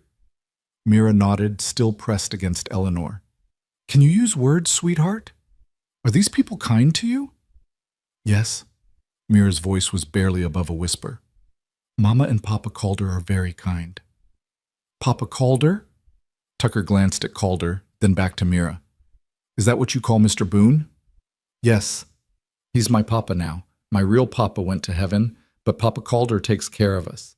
He gives me honey when I'm sick and teaches me about horses and reads me stories before bed." The words came faster now, as if once started, Mira couldn't stop. "And he makes Mama smile, and he never yells. And he said nobody will take me away because I'm his daughter, and he protects what's his." Tucker's expression softened. He looked at Calder with something approaching respect, then turned back to Mira. "Are you afraid of anyone here?" "No." "Not your mama or Papa Calder?" "No, they would never hurt me. They love me." Mira turned in Eleanor's arms to point at Jonas, who stood fuming at the edge of the yard. "He's the bad man, Uncle Jonas. He's mean and scary, and he wants to take me away from Mama. Don't let him, Mr. William. Please don't let him."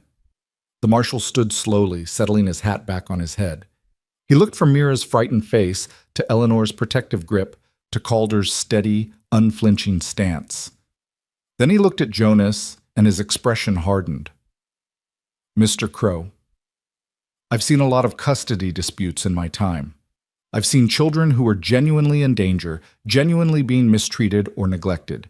This," he gestured to the porch, "is not that.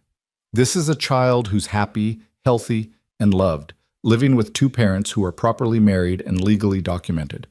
Whatever your grievances might be, they don't warrant removing this child from her home." "That's not your decision to make," Jonas's voice cracked with fury. "I have legal standing. You have paperwork that may or may not hold up in court. What you don't have is any evidence of wrongdoing here." Tucker's voice was firm. "I'm not removing this child, and I'm not filing charges. If you want to pursue this, Mr. Crow, you take it to a Texas court and let a judge sort it out. But you leave these people alone in the meantime." "I'll have your badge for this. I have connections, I have resources. Then use them in court, like a civilized man." Tucker mounted his horse, and his 3 deputies did the same. "Mr. Boone, Mrs. Boone, I apologize for the disturbance. You have my word that unless a court orders otherwise, no one will be coming to take your daughter." He tipped his hat to them, then fixed Jonas with a hard stare. "Mr. Crow, I suggest you leave these good people in peace, and I'll be watching to make sure you do." They rode off, leaving Jonas standing alone in the yard. For a moment he just stood there, his face working through rage and disbelief. Then he turned to Calder and Eleanor, and the look in his eyes was pure venom. "This isn't finished," he said, his voice shaking. "You think you've won, but you haven't. I'll find a way. I'll find a lawyer who knows how to expose fraud. I'll find a judge who'll see through your pathetic charade, and I'll make sure both of you pay for this." Calder descended the porch steps slowly, deliberately, until he was standing directly in front of Jonas. When he spoke, his voice was quiet, but carried across the yard with perfect clarity. "If you come back here, if you send anyone else here, if you so much as send a threatening letter to my family, I will make it my personal mission to ruin you. I'll hire investigators to dig into every shady deal you've ever made, every bribe you've paid, every law you've bent. I'll expose you in every newspaper from here to Missouri. And Jonas?" He leaned in close. "I have the money and the connections to do it. So ask yourself if this is really worth it." Jonas's face went white, then red. For a moment, Eleanor thought he might actually take a swing at Calder, but then sense, or maybe just cowardice, prevailed. Jonas spat in the dirt at Calder's feet and stalked to his horse. "You'll regret this," he threw over his shoulder as he mounted. "All of you will regret this." He rode off at a gallop, disappearing down the road in a cloud of dust and impotent fury. The silence that followed was profound.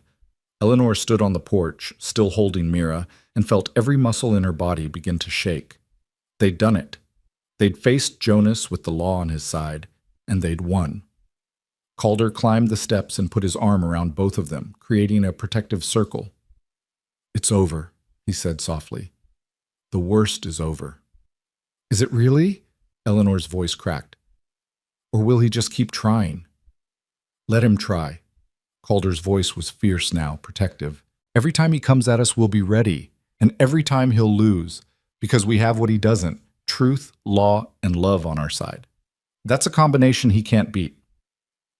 That night, they sat together long after Mira had fallen asleep. Eleanor made coffee and they drank it in silence, processing everything that had happened. The relief was overwhelming, but underneath it was exhaustion, the bone-deep weariness of people who'd been fighting for so long, they'd forgotten what peace felt like. Finally, Calder spoke. "I need to ask you something, and I need you to be honest." Eleanor looked at him over her cup. "All right. Do you regret this? The marriage, the staying here, all of it? Because if Jonas is going to keep making trouble, it's going to be hard on all of us. And if you'd rather take Mira and try for California after all, I'll help you. No hard feelings." Eleanor set down her cup and looked at this man who'd given them everything, safety, family, a future, without asking for anything in return except the chance to protect them. She thought about the past weeks, about watching Mira bloom like a flower finally given sun and water, about learning to trust again, about the tentative roots they'd begun to put down in this place. "No," she said firmly, "I don't regret it. This is home now, for both of us. And we're not leaving." Something in Calder's expression eased, a tension she hadn't fully registered until it released. "Good," he said quietly, "because I don't want you to leave. Either of you. This house was just walls before you came. Now it's a home." Eleanor reached across the table and took his hand, properly this time, with intention and meaning. "Thank you, Calder, for everything, for being the man you are." He squeezed her hand, and they sat like that for a long time, connected by touch and by something deeper, something that had started as contract but was growing into partnership, respect, maybe even the beginnings of something more. Outside, the Texas night was peaceful, full of stars and possibility. And somewhere on the road to town, Jonas Crow was riding away, defeated if not yet destroyed. The battle was won. The war might not be over. But for tonight, they were safe. They were together. They were family. And that was enough. The days following Jonas's defeat settled into something that felt almost like normalcy, though Eleanor kept waiting for the other shoe to drop. She'd learned not to trust peace, not to believe in safety that came too easily. But as May turned to June and the prairie exploded with wildflowers, she began to let herself exhale. Calder maintained his vigilance without being obvious about it. He made sure someone was always at the ranch, either himself or one of the hands he'd hired on for the season. He kept the rifle loaded and within easy reach. And every time he rode to town, he stopped by the telegraph office to check for messages, by the sheriff's office to confirm no new complaints had been filed. But there was nothing. Jonas had vanished like smoke, and with each passing day, the knot in Eleanor's chest loosened just slightly. 2 weeks after the confrontation with Marshall Tucker, Eleanor was kneading bread dough at the kitchen table when she heard a horse approaching. Her hand stilled automatically, that old fear spiking, but then she heard Calder's voice calling out a greeting and recognized the answering voice as Tom Fairfield's. She wiped her flour-dusted hands on her apron and stepped onto the porch just as Tom dismounted, pulling a leather satchel from his saddlebag. His weathered face was creased with a smile. "Morning, Mrs. Boone. Is Calder around?" "In the barn checking on the new foal. I'll get him." But Calder was already emerging, wiping his hands on a rag. "Tom, what brings you out here?" "Mail run from town. Got something for you that looks official." Tom handed over the satchel. "Came by special courier this morning. Figured you'd want to see it right away." Eleanor's heart started racing again. Official mail, courier. It could be anything, a lawsuit from Jonas, a summons to court, new legal challenges. She descended the porch steps and moved close to Calder, trying to read his expression as he pulled out a thick envelope with official seals. He opened it carefully, scanning the contents while Eleanor held her breath. Then his face did something she'd never seen before. It broke into a genuine wide smile that transformed his usually serious features. "It's from Judge Harrison," he said, looking up at Eleanor with something like wonder in his eyes. "Jonas filed a petition with the district court challenging our custody of Mira. The judge reviewed all the documentation, ours and Jonas's, and dismissed the case. Completely. He's ruled that our marriage and adoption are valid and legal, that Jonas has no standing to challenge them, and that any further attempts to do so would constitute harassment and be subject to sanctions." Eleanor felt her knees go weak. "He dismissed it? Completely?" "Completely." Calder kept reading, his smile growing wider. "There's more. Judge Harrison's issued a restraining order against Jonas. He's forbidden from coming within 50 miles of this ranch or from contacting you or Mira in any way. If he violates it, he'll be arrested." Tom let out a whoop of joy that startled the horses. "Hot damn, excuse my language, Mrs. Boone, but that's the best news I've heard all month. Wait till Martha hears this." Eleanor reached for the porch railing, needing something solid to hold on to as the full weight of it hit her. It was over. Really, truly over. Jonas couldn't touch them anymore. The law, the same law she'd been running from for so long, had finally, miraculously, protected them instead of threatening them. "Eleanor?" Calder was beside her suddenly, his hand on her arm, steadying her. "Are you all right?" She looked up at him, and the tears she'd been holding back for months finally broke free. But these weren't tears of fear or desperation. These were relief and gratitude and overwhelming emotion that had nowhere else to go. "We're safe," she whispered. "Mira's safe."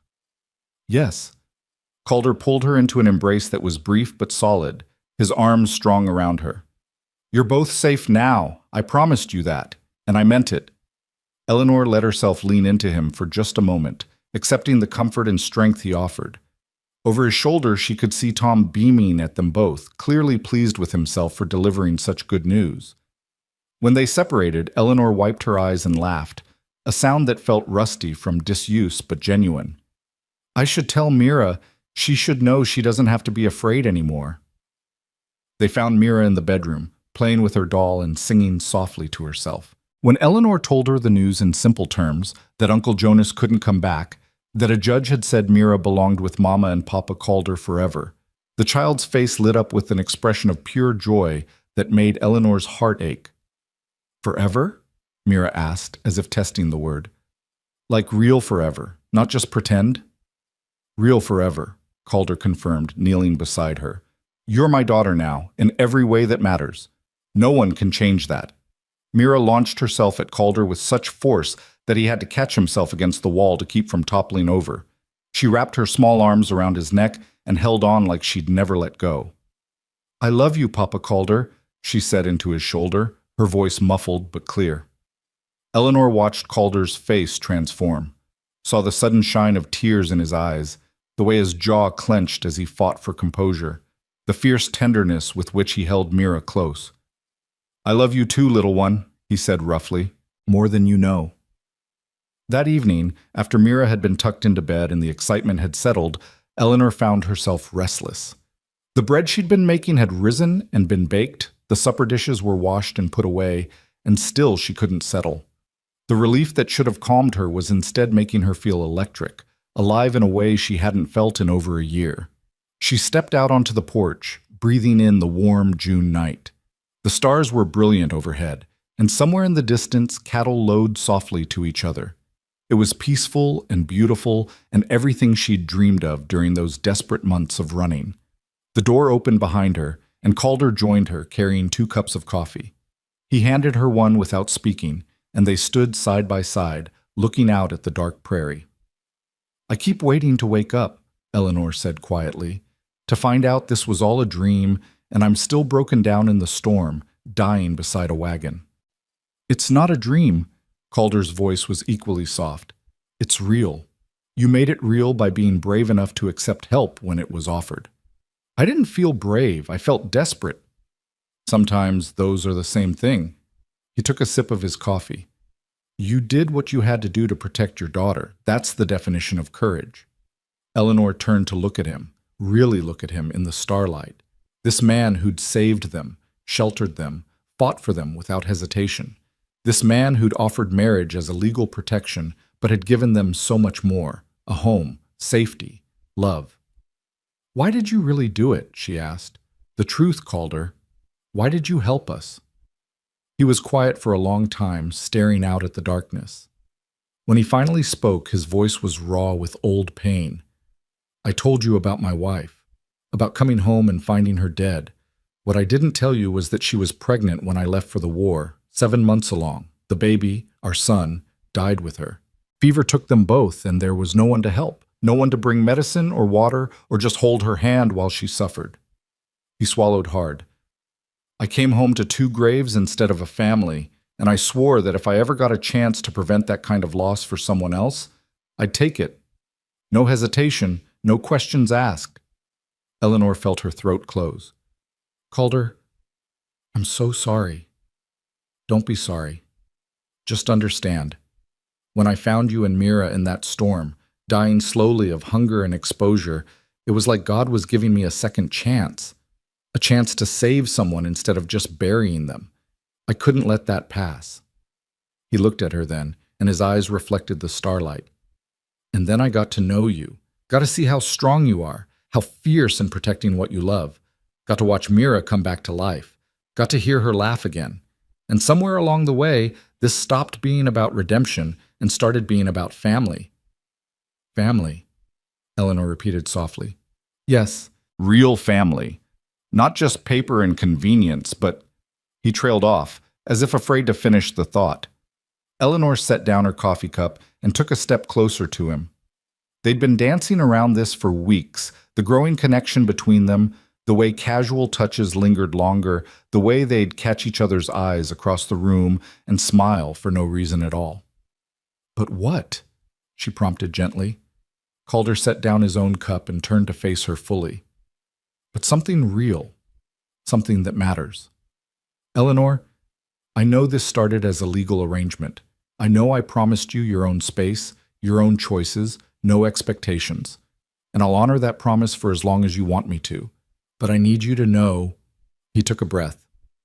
I need you to know that at some point, without meaning to, I fell in love with you. The words hung in the air between them, vulnerable and honest and terrifying. Eleanor's heart hammered in her chest, and for a moment she couldn't breathe. I don't expect you to say it back, Calder continued quickly. I know you married me for protection, for Mira's sake. I know your feelings might not... Stop, Eleanor interrupted. She reached up and placed her hand against his chest, feeling his heart racing under her palm. Just stop talking for a moment. He fell silent, watching her with barely contained hope and fear in his eyes. Eleanor had spent so long running, so long protecting herself and Mira, that she'd forgotten what it felt like to be vulnerable in a good way, to open herself up to possibility instead of just defending against threat. But standing here in the starlight with this good, honest, courageous man, she realized she didn't want to keep her heart locked away anymore. I didn't marry you for love, she said quietly. That's true. I married you because I was desperate and you offered salvation. But Calder, somewhere between that first terrible night and now, something changed for me too. I started looking forward to your footsteps on the porch in the evening, started listening for your voice in the morning, started feeling safe, not just because of what you provide, but because of who you are. His hand came up to cover hers where it rested on his chest. Eleanor, I'm not good at this, she said, her voice shaking slightly. The pretty words and declarations? My first marriage was arranged by my parents, and my husband was kind, but we were never really partners. We were never really equals. But with you, I feel like I could be. Like we could be. You are my equal, Calder said fiercely, in every way that matters. Then maybe, Eleanor took a breath, gathering her courage. Maybe we could try. Not just as a legal arrangement, but as a real marriage. As real partners building a real life together. The smile that broke across Calder's face was like sunrise, transforming everything. He raised her hand from his chest to his lips and kissed her knuckles gently, reverently. "I would like that," he said, his voice rough with emotion. "I would like that very much."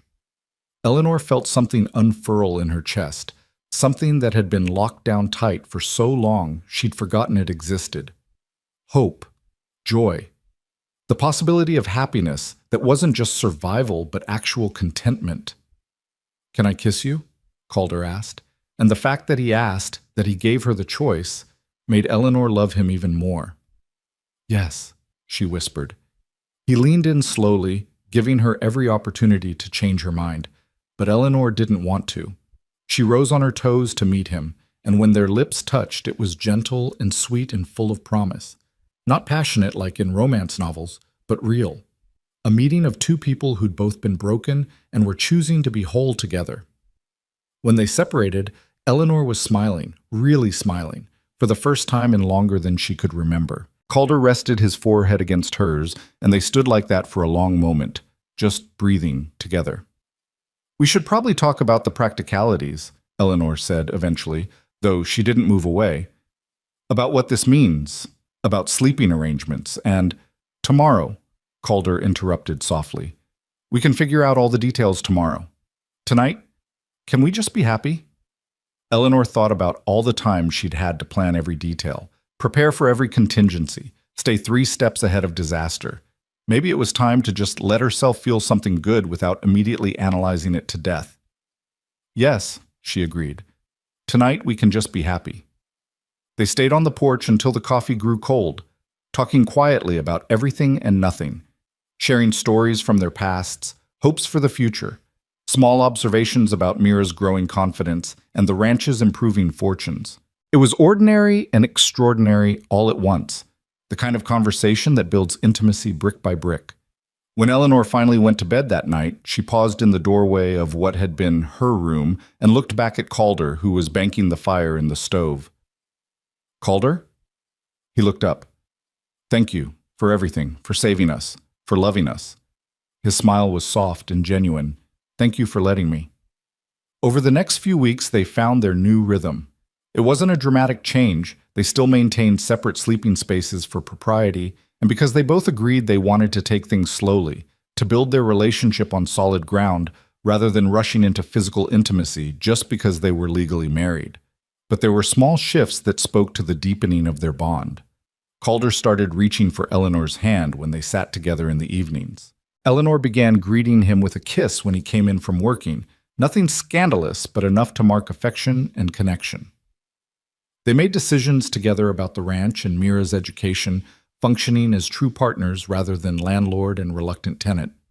Mira, with the uncanny awareness children possess, seemed to sense the change in the atmosphere between her parents and bloomed even more. She started calling the ranch home without hesitation, making plans for future events, planting a garden next spring, learning to ride when she got bigger, asking if she could have a kitten from the barn cat's next litter. Martha Fairfield visited one afternoon in late June and pulled Eleanor aside while Calder was teaching Mira to collect eggs in the chicken coop. "You look different," Martha said bluntly, studying Eleanor's face. "Lighter, somehow, like you finally stopped waiting for the sky to fall." Eleanor smiled, watching through the window as Calder patiently showed Mira how to approach the hens without startling them. "Maybe I have.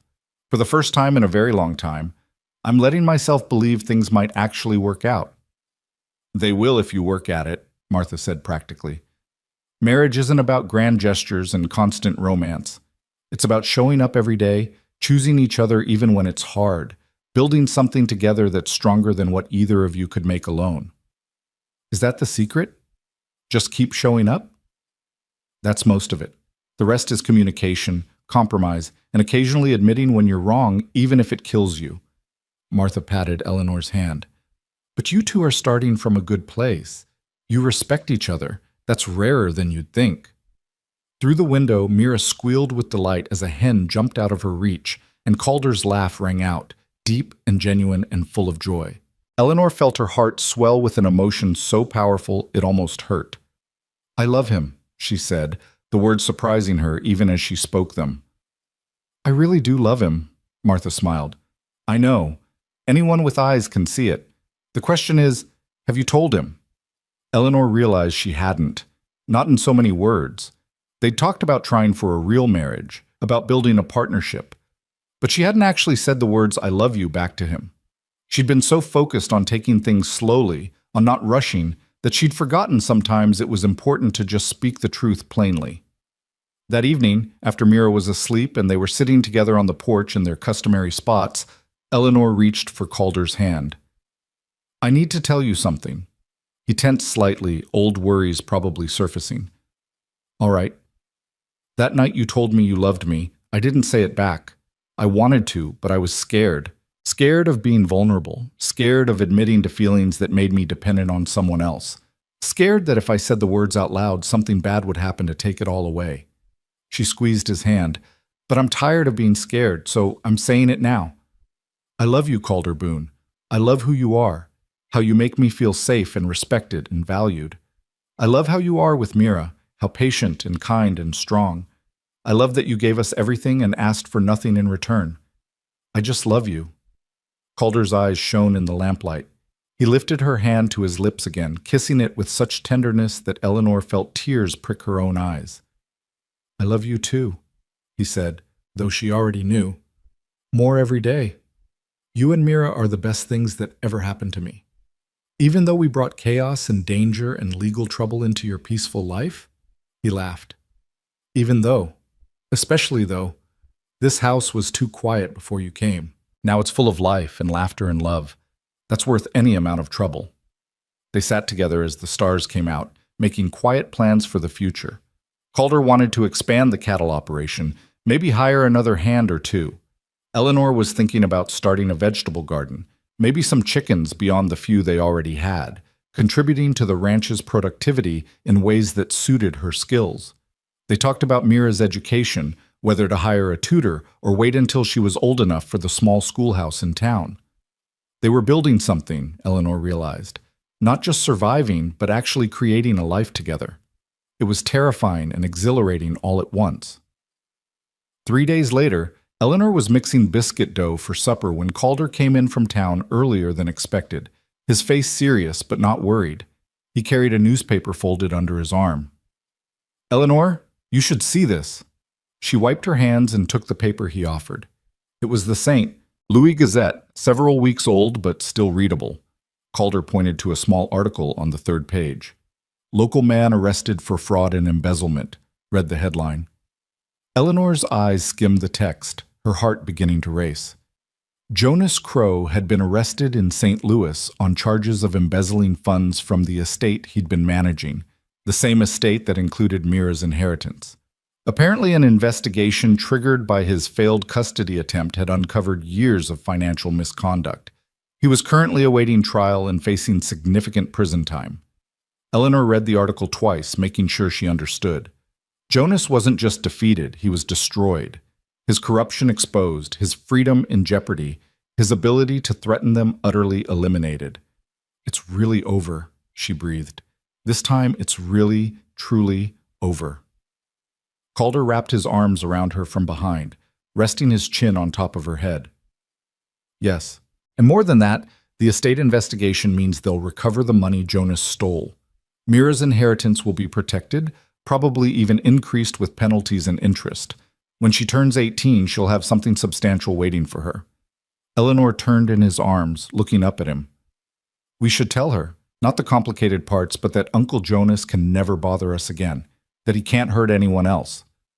They sat Mira down after supper, explaining in simple terms that Uncle Jonas had done bad things and was going to face consequences, that she was safe forever now, that nothing and no one would ever take her away from her family. Mira listened carefully, then asked the question that was somehow both childish and deeply profound. Is he sorry for being mean? Eleanor and Calder exchanged glances. I don't know, sweetheart, Eleanor admitted. But whether he's sorry or not, he can't hurt us anymore. That's what matters. Mira considered this, then nodded with the easy acceptance of childhood. Okay, can I go play now? Just like that. The shadow that had haunted them for over a year was banished to irrelevance. Mira went back to her dolls without a second thought, already moving on in the way children could when they felt truly secure. That night, Eleanor stood in the doorway between her bedroom and Calder's, the door that had remained carefully closed since they'd married. She'd been thinking about Martha's words, about showing up and choosing each other, about building something together. She knocked softly, and Calder appeared in the doorway, surprise and hope mingling in his expression. "I was thinking," Eleanor said quietly, conscious of Mira sleeping in the room down the hall. "We've been taking things slowly, building trust and partnership, and that's been good, necessary even. But we're married, Calder, really married now, in heart as well as paper. And I don't want to sleep alone anymore." Calder's eyes darkened with emotion. "Are you sure?" "There's no rush, Eleanor. I meant what I said about not expecting—" "I know what you said, and I'm grateful for it. But I'm also sure." She reached out and took his hand. "I want to share a room with my husband. I want to fall asleep next to you and wake up beside you. I want all of it, Calder, a real marriage in every sense." He pulled her close, holding her tight. "Then you'll have it. Everything I am, everything I have, it's yours. It's been yours since the moment you said yes." Moving Eleanor's belongings from one room to another was a simple task that felt monumentally significant. They did it together the next morning while Mira helped, the child delighted by this visible sign that her parents were truly together now. "Are you going to have a baby?" Mira asked with the blunt curiosity of a 5-year-old, and Eleanor nearly dropped the armful of dresses she was carrying. Calder coughed to cover a laugh, then knelt beside Mira. "Maybe someday, if we're blessed with one. Would you like a little brother or sister?" Mira considered this seriously. "Only if they don't touch my dolls." Eleanor and Calder exchanged amused glances over her head. The thought of a baby, of expanding their family, was both thrilling and terrifying. But it was also possible now in a way it hadn't been before, when every day was about survival rather than building a future. As June faded into July, the ranch flourished. The cattle were thriving. The garden Eleanor had planted was producing vegetables in abundance. And Calder had successfully negotiated contracts with 2 buyers in Fort Worth that would bring substantial income come fall roundup. They were building something sustainable, something that would provide security for years to come. But more than the material success, the emotional landscape of the ranch had transformed. The house that had been silent and lonely when Eleanor first arrived was now full of life. Mira's laughter, Eleanor singing as she worked, Calder's voice reading aloud from books in the evening. They'd become a family not because the law said so, but because they'd chosen each other every single day. On a warm Sunday morning in late July, Eleanor woke before dawn with Calder's arm heavy and warm around her waist. She lay still for a moment, savoring the peace of it, the simple rightness of being held by someone she loved and trusted completely. "You're awake," Calder murmured against her hair, his voice rough with sleep. "Just thinking." "About what?" Eleanor turned in his arms so she could see his face in the pre-dawn light filtering through the window. "About how different everything is now. 7 months ago, I was alone and desperate, sleeping in a broken wagon with no hope left. Now I'm here, with you, with a home and safety and love. Sometimes I can barely believe it's real." Calder's hand came up to cup her cheek. "It's real. We're real. And Eleanor," he paused as if weighing his words carefully, "I want you to know you didn't just give me a family. You gave me a purpose, a reason to build something beyond just getting through each day. You made me believe in the future again." Eleanor kissed him softly, pouring everything she felt into the gentle contact. When they separated, she smiled. "I didn't give you anything. We gave it to each other. That's what partnership means." They lay together watching the sun rise through the window, painting the room in shades of gold and pink. Somewhere in the house, Mira would wake soon and come padding out in her nightgown, looking for breakfast and attention. The day would unfold with its usual rhythms, work and meals and small domestic tasks that somehow added up to a life. It wasn't the life Eleanor had imagined for herself when she was young and foolish. It was better. It was real and hard-won and built on foundations of trust and choice rather than expectation and obligation. "What are you thinking now?" Calder asked, watching her face. That I'm happy, Eleanor said simply. After everything, after loss and fear and desperate running, I'm genuinely, completely happy. I didn't think I'd ever feel this way again. Calder pulled her closer, and Eleanor settled against his chest, listening to the steady beat of his heart. Outside, the ranch was waking up, cattle lowing, birds singing, the wind moving through the prairie grass. It was the sound of home. I love you, she whispered. I love you too, Calder replied. Both of you. My girls. My family. They had survived the storm and found each other. They had faced down threats and overcome them together. They had built something from nothing, transformed desperation into hope, turned a legal arrangement into a love story. And the best part, the most miraculous part, was that this was just the beginning. The future stretched before them full of possibility and promise, and for the first time in years, Eleanor wasn't afraid to face it. She was ready. They were ready. Together. The letter arrived on a Thursday morning in early August, carried by a courier who'd ridden hard from Fort Worth. Eleanor was hanging sheets on the line when she saw the dust cloud approaching, and her first instinct was still that old, familiar dread. Even though they'd had months of peace, even though Jonas was in prison awaiting trial, her body remembered danger and responded before her mind could catch up. But Calder emerged from the barn with his easy, confident stride, and when he took the letter from the courier and read the return address, his face broke into a smile that eased Eleanor's tension immediately. "It's from Judge Harrison," he called to her. "And it's thick. Must be official documents." Eleanor abandoned the laundry and hurried over, wiping her damp hands on her apron.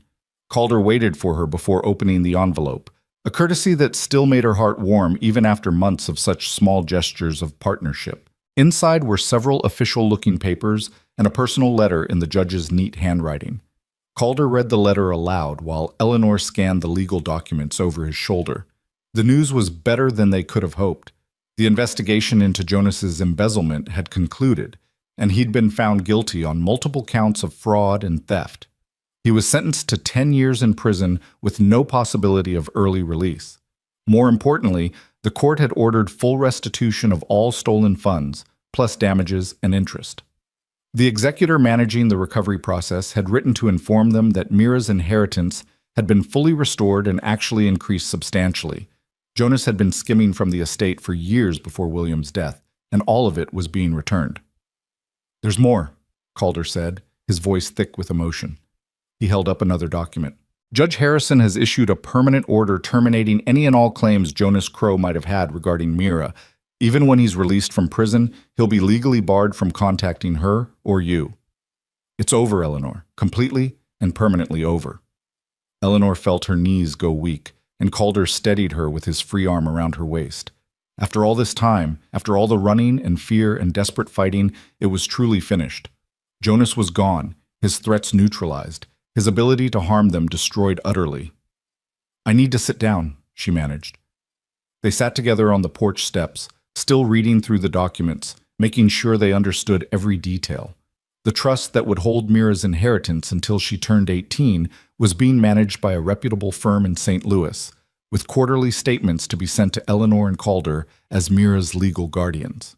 The amount was substantial, enough to ensure Mira's future education, a good dowry when she married, or capital to start a business if she chose. Everything William had wanted for his daughter, everything Jonas had tried to steal, was now secured forever. "What are you thinking?" Calder asked, watching Eleanor's face. "I'm thinking about William," she admitted. "My first husband. He was a good man, just not a strong one. He couldn't stand up to Jonas, couldn't protect us the way we needed protecting. But he loved Mira so much, and he wanted her to have every opportunity." She looked down at the trust documents. "I wish he could know she's safe now, that his brother didn't win." Calder took her hand, threading his fingers through hers. "Maybe he does know. Maybe wherever he is, he can see that his daughter is loved and protected and has a future full of promise. And maybe he's grateful that someone stepped in to finish what he couldn't." Eleanor leaned her head on Calder's shoulder, feeling the solid strength of him, the quiet certainty that had become her anchor. "I hope so. He deserves that peace." They sat together in comfortable silence until Mira came running from the barn where she'd been helping one of the ranch hands feed the horses. Her face was flushed with exertion and joy, her dark hair escaping from its braid, and she looked so healthy and happy that Eleanor's heart ached with gratitude. "Mama, Papa called her. Mr. Jesse says one of the horses is going to have a baby soon and I can help take care of it when it comes. Can I, please?" Calder scooped her up and settled her between them on the step. "Of course you can. But Mira, we need to talk to you about something important first." The child's face grew serious immediately, and Eleanor was reminded again how much fear and uncertainty Mira had learned to carry despite her young age. But this time, they had good news. "Remember how we told you that Uncle Jonas couldn't hurt us anymore?" Eleanor began gently. "Well, we just got a letter from a judge, a very important man who makes sure people follow the rules, and he says that Uncle Jonas has to stay far away from us forever. He can never try to take you away again. Not ever." Mira's eyes grew wide. "Forever ever?"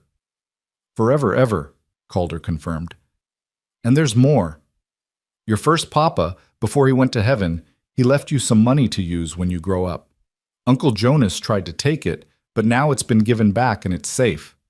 When you're older, you can use it for school, or to buy a house, or whatever you want." "Will it buy a pony?" Mira asked with the straightforward practicality of childhood. Calder laughed, the sound full of affection and relief. "Yes, sweet girl.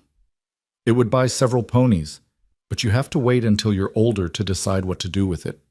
Until then, your mom and I will make sure it's kept safe for you." Mira seemed to consider this, then nodded with satisfaction. "Okay, can I go tell Mr. Jesse about the baby horse now?" Eleanor smiled through tears she hadn't realized were falling. "Yes, baby, go tell Mr. Jesse." They watched Mira run back toward the barn, her joy uncontained and unshadowed by worry. That was what they'd fought for, Eleanor realized. Not just safety or security or legal protection, but this. The ability for a child to be a child, to worry about ponies and baby horses instead of threats and danger. "She's going to be all right," Calder said quietly, as if reading Eleanor's thoughts. "Better than all right. She's going to grow up strong and confident, knowing she's loved and protected." "We did that," Eleanor said wonderingly. "Together, we gave her that." "You gave her that first," Calder corrected. "By refusing to give up, by running when you had to and fighting when you could, by keeping her alive against impossible odds. I just helped finish what you started." Eleanor turned to face him fully, cupping his weathered face in her hands. "No, we did it together. That's what makes it real." She kissed him then, there on the porch steps in full daylight where anyone might see, and didn't care who knew how much she loved this man who'd saved them, and then loved them, and then built a life with them that was more than any of them could have created alone. Over the following weeks, the ranch settled into its late summer rhythms. The cattle were fat and healthy, ready for the fall roundup that would bring the year's primary income. Eleanor's garden was producing abundantly, and she'd begun preserving vegetables and making preserves for the winter, working side by side with Martha Fairfield, who had become a true friend. Mira was growing like a weed, shooting up so fast that Eleanor had to let down the hems on all her dresses twice in as many months. And Eleanor and Calder were building something that went beyond partnership into genuine intimacy, not just physical, though that was growing sweeter and deeper as they learned each other's bodies and hearts, but emotional. They talked late into the night about everything from childhood memories to dreams for the future. They made decisions together about the ranch, about Mira's education, about whether to expand the house or build a proper schoolroom for when Mira got older. They were becoming not just husband and wife, but true partners in every sense of the word. One evening in late September, after Mira had gone to bed, and they were sitting on the porch watching the sunset paint the prairie in shades of gold and crimson, Eleanor felt a flutter in her belly that she'd been noticing for weeks, but had been almost afraid to acknowledge. "Calder," she said quietly, her hand moving instinctively to her stomach. "I need to tell you something." He turned to her immediately, reading something significant in her tone. "What is it? Are you all right?" "I'm more than all right." Eleanor took his hand and placed it over her belly, over the small swell that was just beginning to be noticeable. "I'm pregnant. We're going to have a baby." Calder's face went through a series of expressions so rapidly Eleanor couldn't track them all. Shock, joy, fear, wonder, and finally settling on something that looked like overwhelming emotion. His hand pressed gently against her stomach, as if trying to feel the life growing there. "A baby," he breathed. "Our baby." "Yes. I think I'm about 3 months along. I've been pretty sure for a few weeks, but I wanted to wait until I was certain before telling you." Eleanor covered his hand with her own. "Are you happy? I know we didn't plan this, and it's going to change things." "Happy?" Calder's voice cracked. "Eleanor, I don't even have words for what I am. After losing my first wife and child, I never thought I'd get another chance at this. Never thought I'd get to be a father, to hold my own baby, to build this kind of family." He pulled her close, his arms gentle around her. "You've given me everything, more than I ever dreamed possible." Eleanor let herself be held, feeling his heart racing against her cheek, feeling her own heart answer with equal intensity. This baby hadn't been planned, but it was already so wanted, so anticipated, so loved. "Mira's going to be a big sister," she said, smiling at the thought. "She'll be wonderful at it.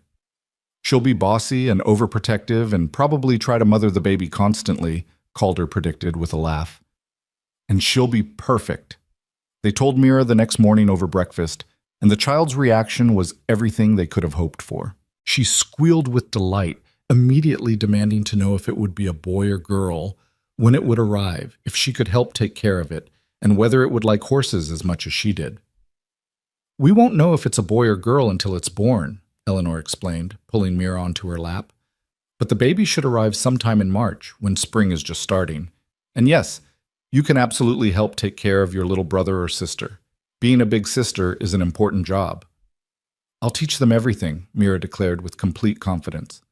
"How to feed chickens and brush horses and find the best rocks by the creek, and I'll make sure nobody is mean to them ever."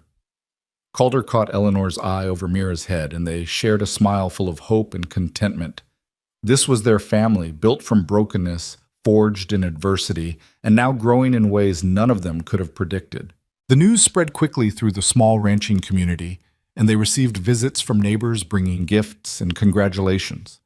Martha Fairfield came with a basket of baby clothes her own children had outgrown and practical advice about pregnancy and childbirth. Tom brought hand-carved wooden toys he'd made for each of his own children. Even the rough ranch hands who worked Calder's land seemed pleased, treating Eleanor with an extra gentleness that would have amused her if it hadn't been so touching. As fall progressed and Eleanor's belly grew more prominent, Calder became almost comically protective. He insisted she not lift anything heavy, not work too long in the garden, not push herself beyond reasonable limits. Eleanor tolerated this fussing with good humor, understanding it came from love and old grief. He'd lost one wife in childbirth, and the fear of losing Eleanor the same way haunted him, even though he tried not to show it. "I'm healthy and strong," she reassured him one evening when he'd caught her carrying a basket of laundry and practically wrestled it away from her. "Women have been having babies since the beginning of time. I'll be fine." "I know," Calder said, but his face was tight with worry. "I know that rationally. But Eleanor, I can't lose you. I can't lose either of you. The thought of something going wrong." She took his face in her hands, making him look at her. "Nothing is going to go wrong. We'll have the doctor come from town when my time is near, and Martha will be here to help, and you'll be right outside the door. This baby is going to come into the world healthy and strong, and I'm going to be just fine." "You can't promise that." "No," Eleanor admitted. "I can't promise the future. None of us can. But Calder, I've survived things that should have killed me. I've run across half the country with a sick child, starved for days, faced down men who wanted to destroy me. I'm not going to let childbirth defeat me. I have too much to live for now." Calder pulled her close, carefully mindful of her growing belly, and held her like she was something infinitely precious. "I love you so much it terrifies me." "I know," Eleanor whispered against his chest. "I love you the same way." The fall roundup came and went successfully, bringing in enough profit to expand the herd and make improvements to the ranch that had been waiting for better finances. Calder hired 2 more permanent hands, good men who could be trusted to help run things when the baby came, and he wanted to stay close to the house. He also began building an addition onto the house, a proper nursery with windows facing east to catch the morning sun, and a larger bedroom for Mira since she was getting too big for her small space. Eleanor watched the construction with a heart so full it sometimes felt like it might burst. This was what home looked like, she realized. Not just a roof and walls, but a place that grew and changed to accommodate the family living within it. A place built with care and intention and love. Winter arrived gently, bringing cool rains instead of harsh storms. Eleanor spent the short days preparing for the baby, sewing tiny clothes, washing and folding blankets that Martha and other neighbor women brought, arranging the nursery that Calder had finished just before Christmas. Mira helped with everything, her excitement building as the baby's arrival grew closer. On Christmas Eve, they had a small celebration, just the three of them plus Tom and Martha Fairfield. They exchanged modest gifts, sang carols with more enthusiasm than skill, and ate a feast that Eleanor and Martha had prepared together. It was simple and warm and full of love, and Eleanor found herself thinking about the previous Christmas, spent hiding in a boarding house in Kansas, terrified and alone with a sick child, barely daring to hope they'd survive to see another holiday. The contrast was so stark, it took her breath away. "What are you thinking about?" Calder asked, finding her standing by the window after their guests had left, looking out at the clear winter night. "Just remembering last Christmas," Eleanor said. "How different everything was. How impossible this—" She gestured around the warm house, toward the bedroom where Mira slept peacefully, to her own rounded belly. "Would have seemed." Calder wrapped his arms around her from behind, his hands resting on her stomach where the baby was shifting and kicking.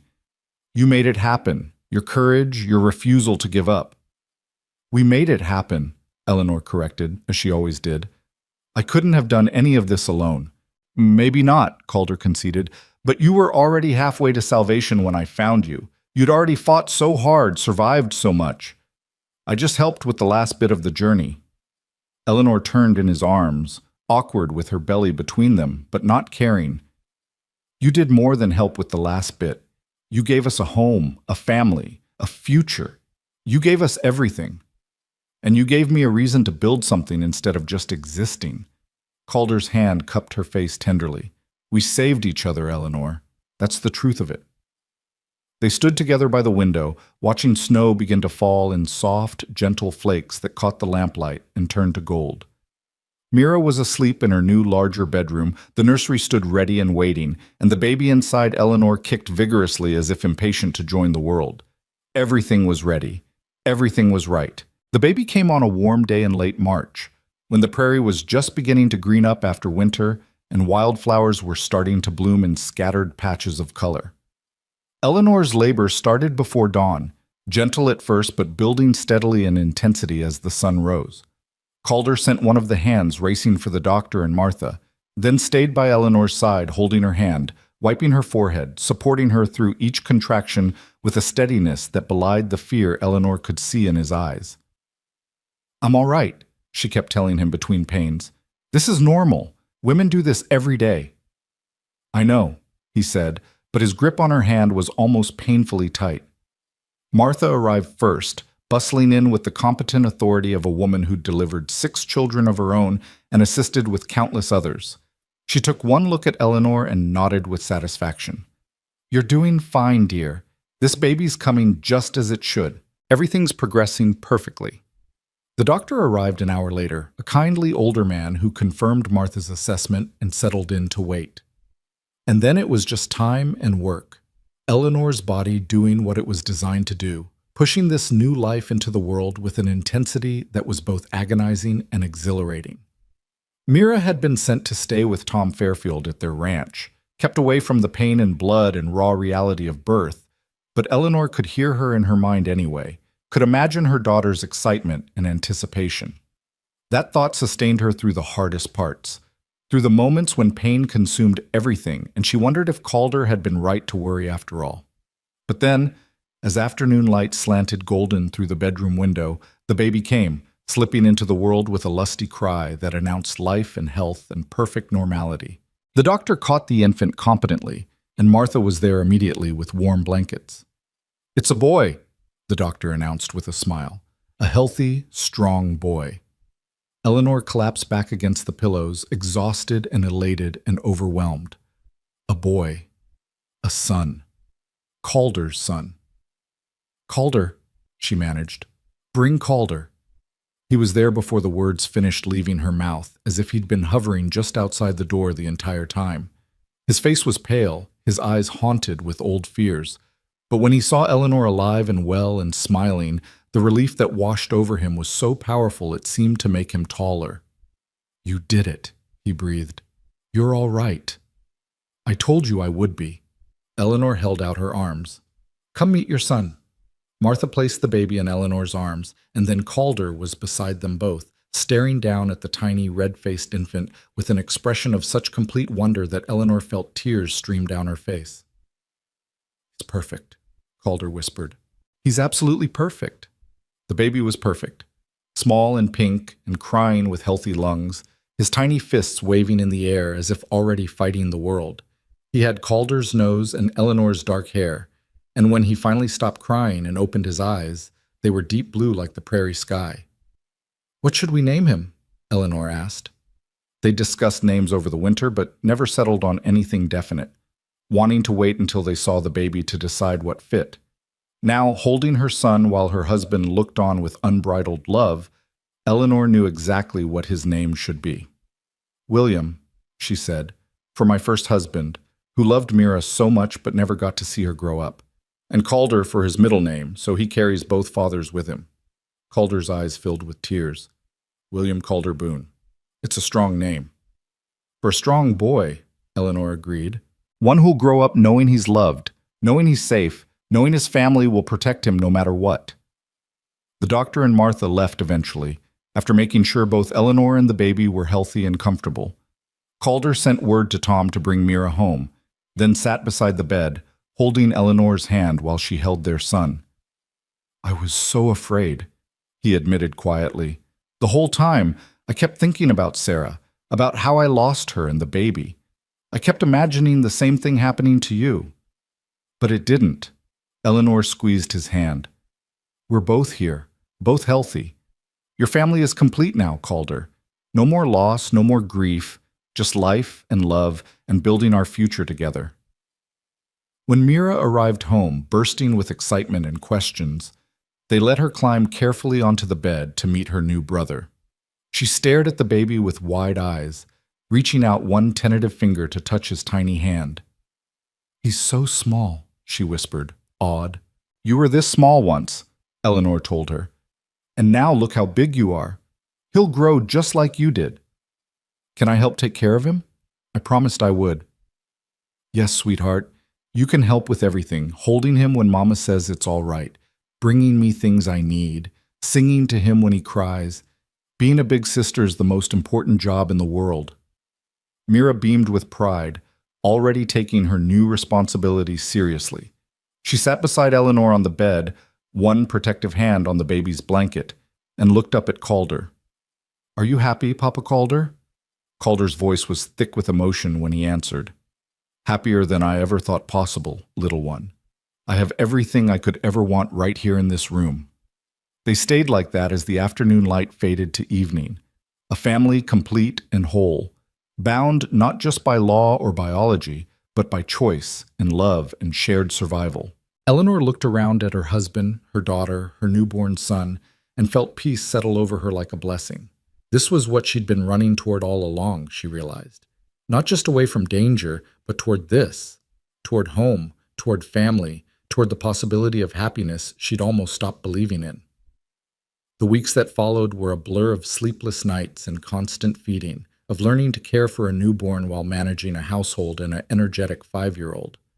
But Eleanor had never been happier, exhausted, certainly, overwhelmed at times, but deeply, profoundly content in a way she'd never experienced before. Calder was an involved, devoted father, taking the baby from Eleanor whenever he could so she could rest, walking the floor with William in the middle of the night when the infant fussed, changing diapers with the same calm competence he brought to everything else. Watching him with their son, seeing the tenderness and care he showed, Eleanor fell in love with him all over again. Mira adapted to her role as big sister with enthusiasm, always wanting to help, always checking on the baby, always making sure he had what he needed. She'd found her purpose in protecting and caring for her little brother, and it gave her a confidence and maturity that made Eleanor proud. As spring progressed into summer and William grew from newborn to infant, the ranch prospered. The cattle multiplied, the crops flourished, and Calder's reputation as a fair and skilled rancher continued to spread. They received offers from other ranchers wanting to buy breeding stock, requests for Calder's advice on land management, invitations to become more involved in the growing community's governance. They were becoming established, Eleanor realized, not just surviving, but thriving, building something that would last, something they could pass down to their children and grandchildren. On a warm evening in June, they sat on the porch together, all four of them now, with William sleeping in Eleanor's arms and Mira playing with her dolls at their feet. The setting sun painted the prairie in shades of gold and amber, and the air was sweet with the scent of wildflowers and new grass. "Do you remember the first night we met?" Eleanor asked Calder quietly. "The storm, the broken wagon, how desperate everything was?" "I remember thinking I'd found you too late," Calder said, "that you and Mira were so close to dying that even help might not be enough. And now look at us." Eleanor gestured around at their home, their children, their life. "We made it. Not just survived, but actually built something beautiful." Calder took her free hand, bringing it to his lips. "You know what I think about sometimes? That storm, that broken wagon.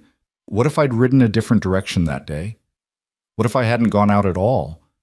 What if I'd found you but turned away?" "But you didn't," Eleanor said softly. "You came. You helped. You gave us bread and shelter, and eventually your name and your love.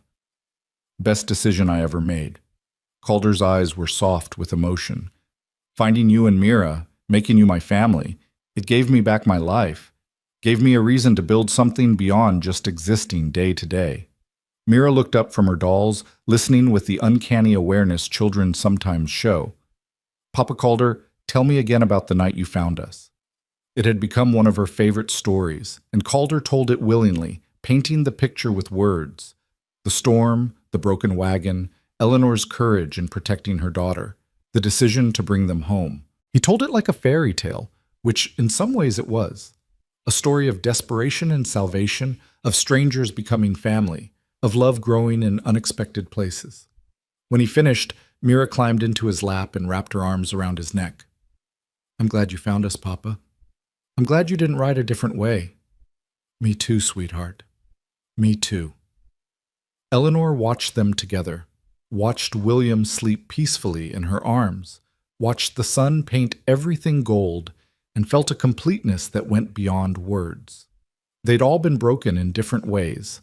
Her by Jonas's threats and William's death, Calder by war and loss, Mira by fear and instability. But somehow, broken pieces had fitted together to make something whole and strong and beautiful.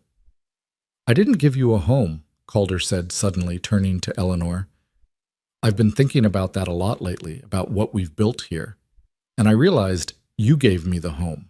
The shelter was already here, the house and land and walls. But you and Mira brought the life, the laughter, the love. You made it a home."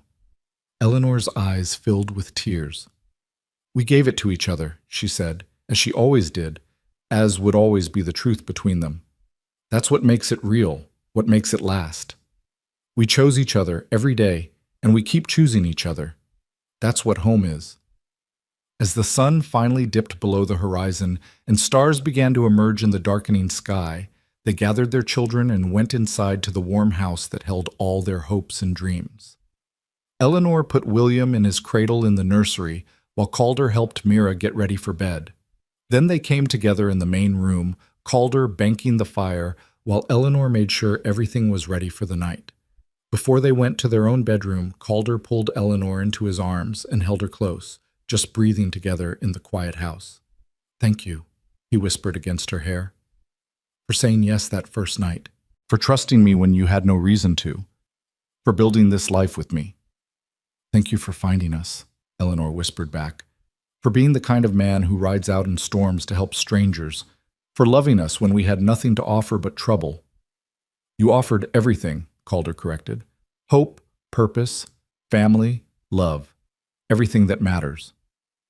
They stood together in the quiet house, two people who'd found each other in the worst circumstances and built something beautiful from shared struggle and mutual choice. Outside, the Texas night was vast and full of stars, the prairie stretching endlessly in all directions.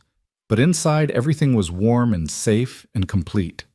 Eleanor thought back to that terrible night when she'd been dying beside a broken wagon, hungry and cold and convinced it was the end. She thought about the sound of hooves in the storm, about Calder kneeling in the mud offering bread, about his voice saying, "I've got you." She thought about every choice that had led them here, every moment of courage and trust and hope. "We made it," she said softly, more to herself than to Calder. "We really, truly made it." "Yes," Calder agreed, his arms tightening around her. "We made it. Together." And in that warm house on the Texas prairie, surrounded by the children they'd fought so hard to protect and the love they'd built from desperation and hope, Eleanor finally let go of the last shadows of fear and doubt. The running was over. The fighting was finished. The desperate scramble for survival had transformed into something far greater. A life worth living, a family worth keeping, a home worth cherishing. They'd started with nothing but a loaf of bread shared in a storm. They'd built everything from that single act of kindness. And as they went to bed that night in the house that held their family and their future, Eleanor knew with absolute certainty that this was how their story was meant to end. Not with dramatic triumph or fairy tale perfection, but with this: quiet contentment, steady love, and the simple miracle of being home. The widow who'd whispered, "We haven't eaten in 5 days," had become a wife, a mother, a partner in building something that would last. The rancher who'd offered bread had become a husband, a father, the foundation of a family that would carry forward long after both of them were gone. And the little girl who'd been caught between danger and safety had become a daughter twice over, a big sister, a child who knew she was loved and protected and valued beyond measure. They were complete. They were home. They were finally and forever truly safe. And that was everything.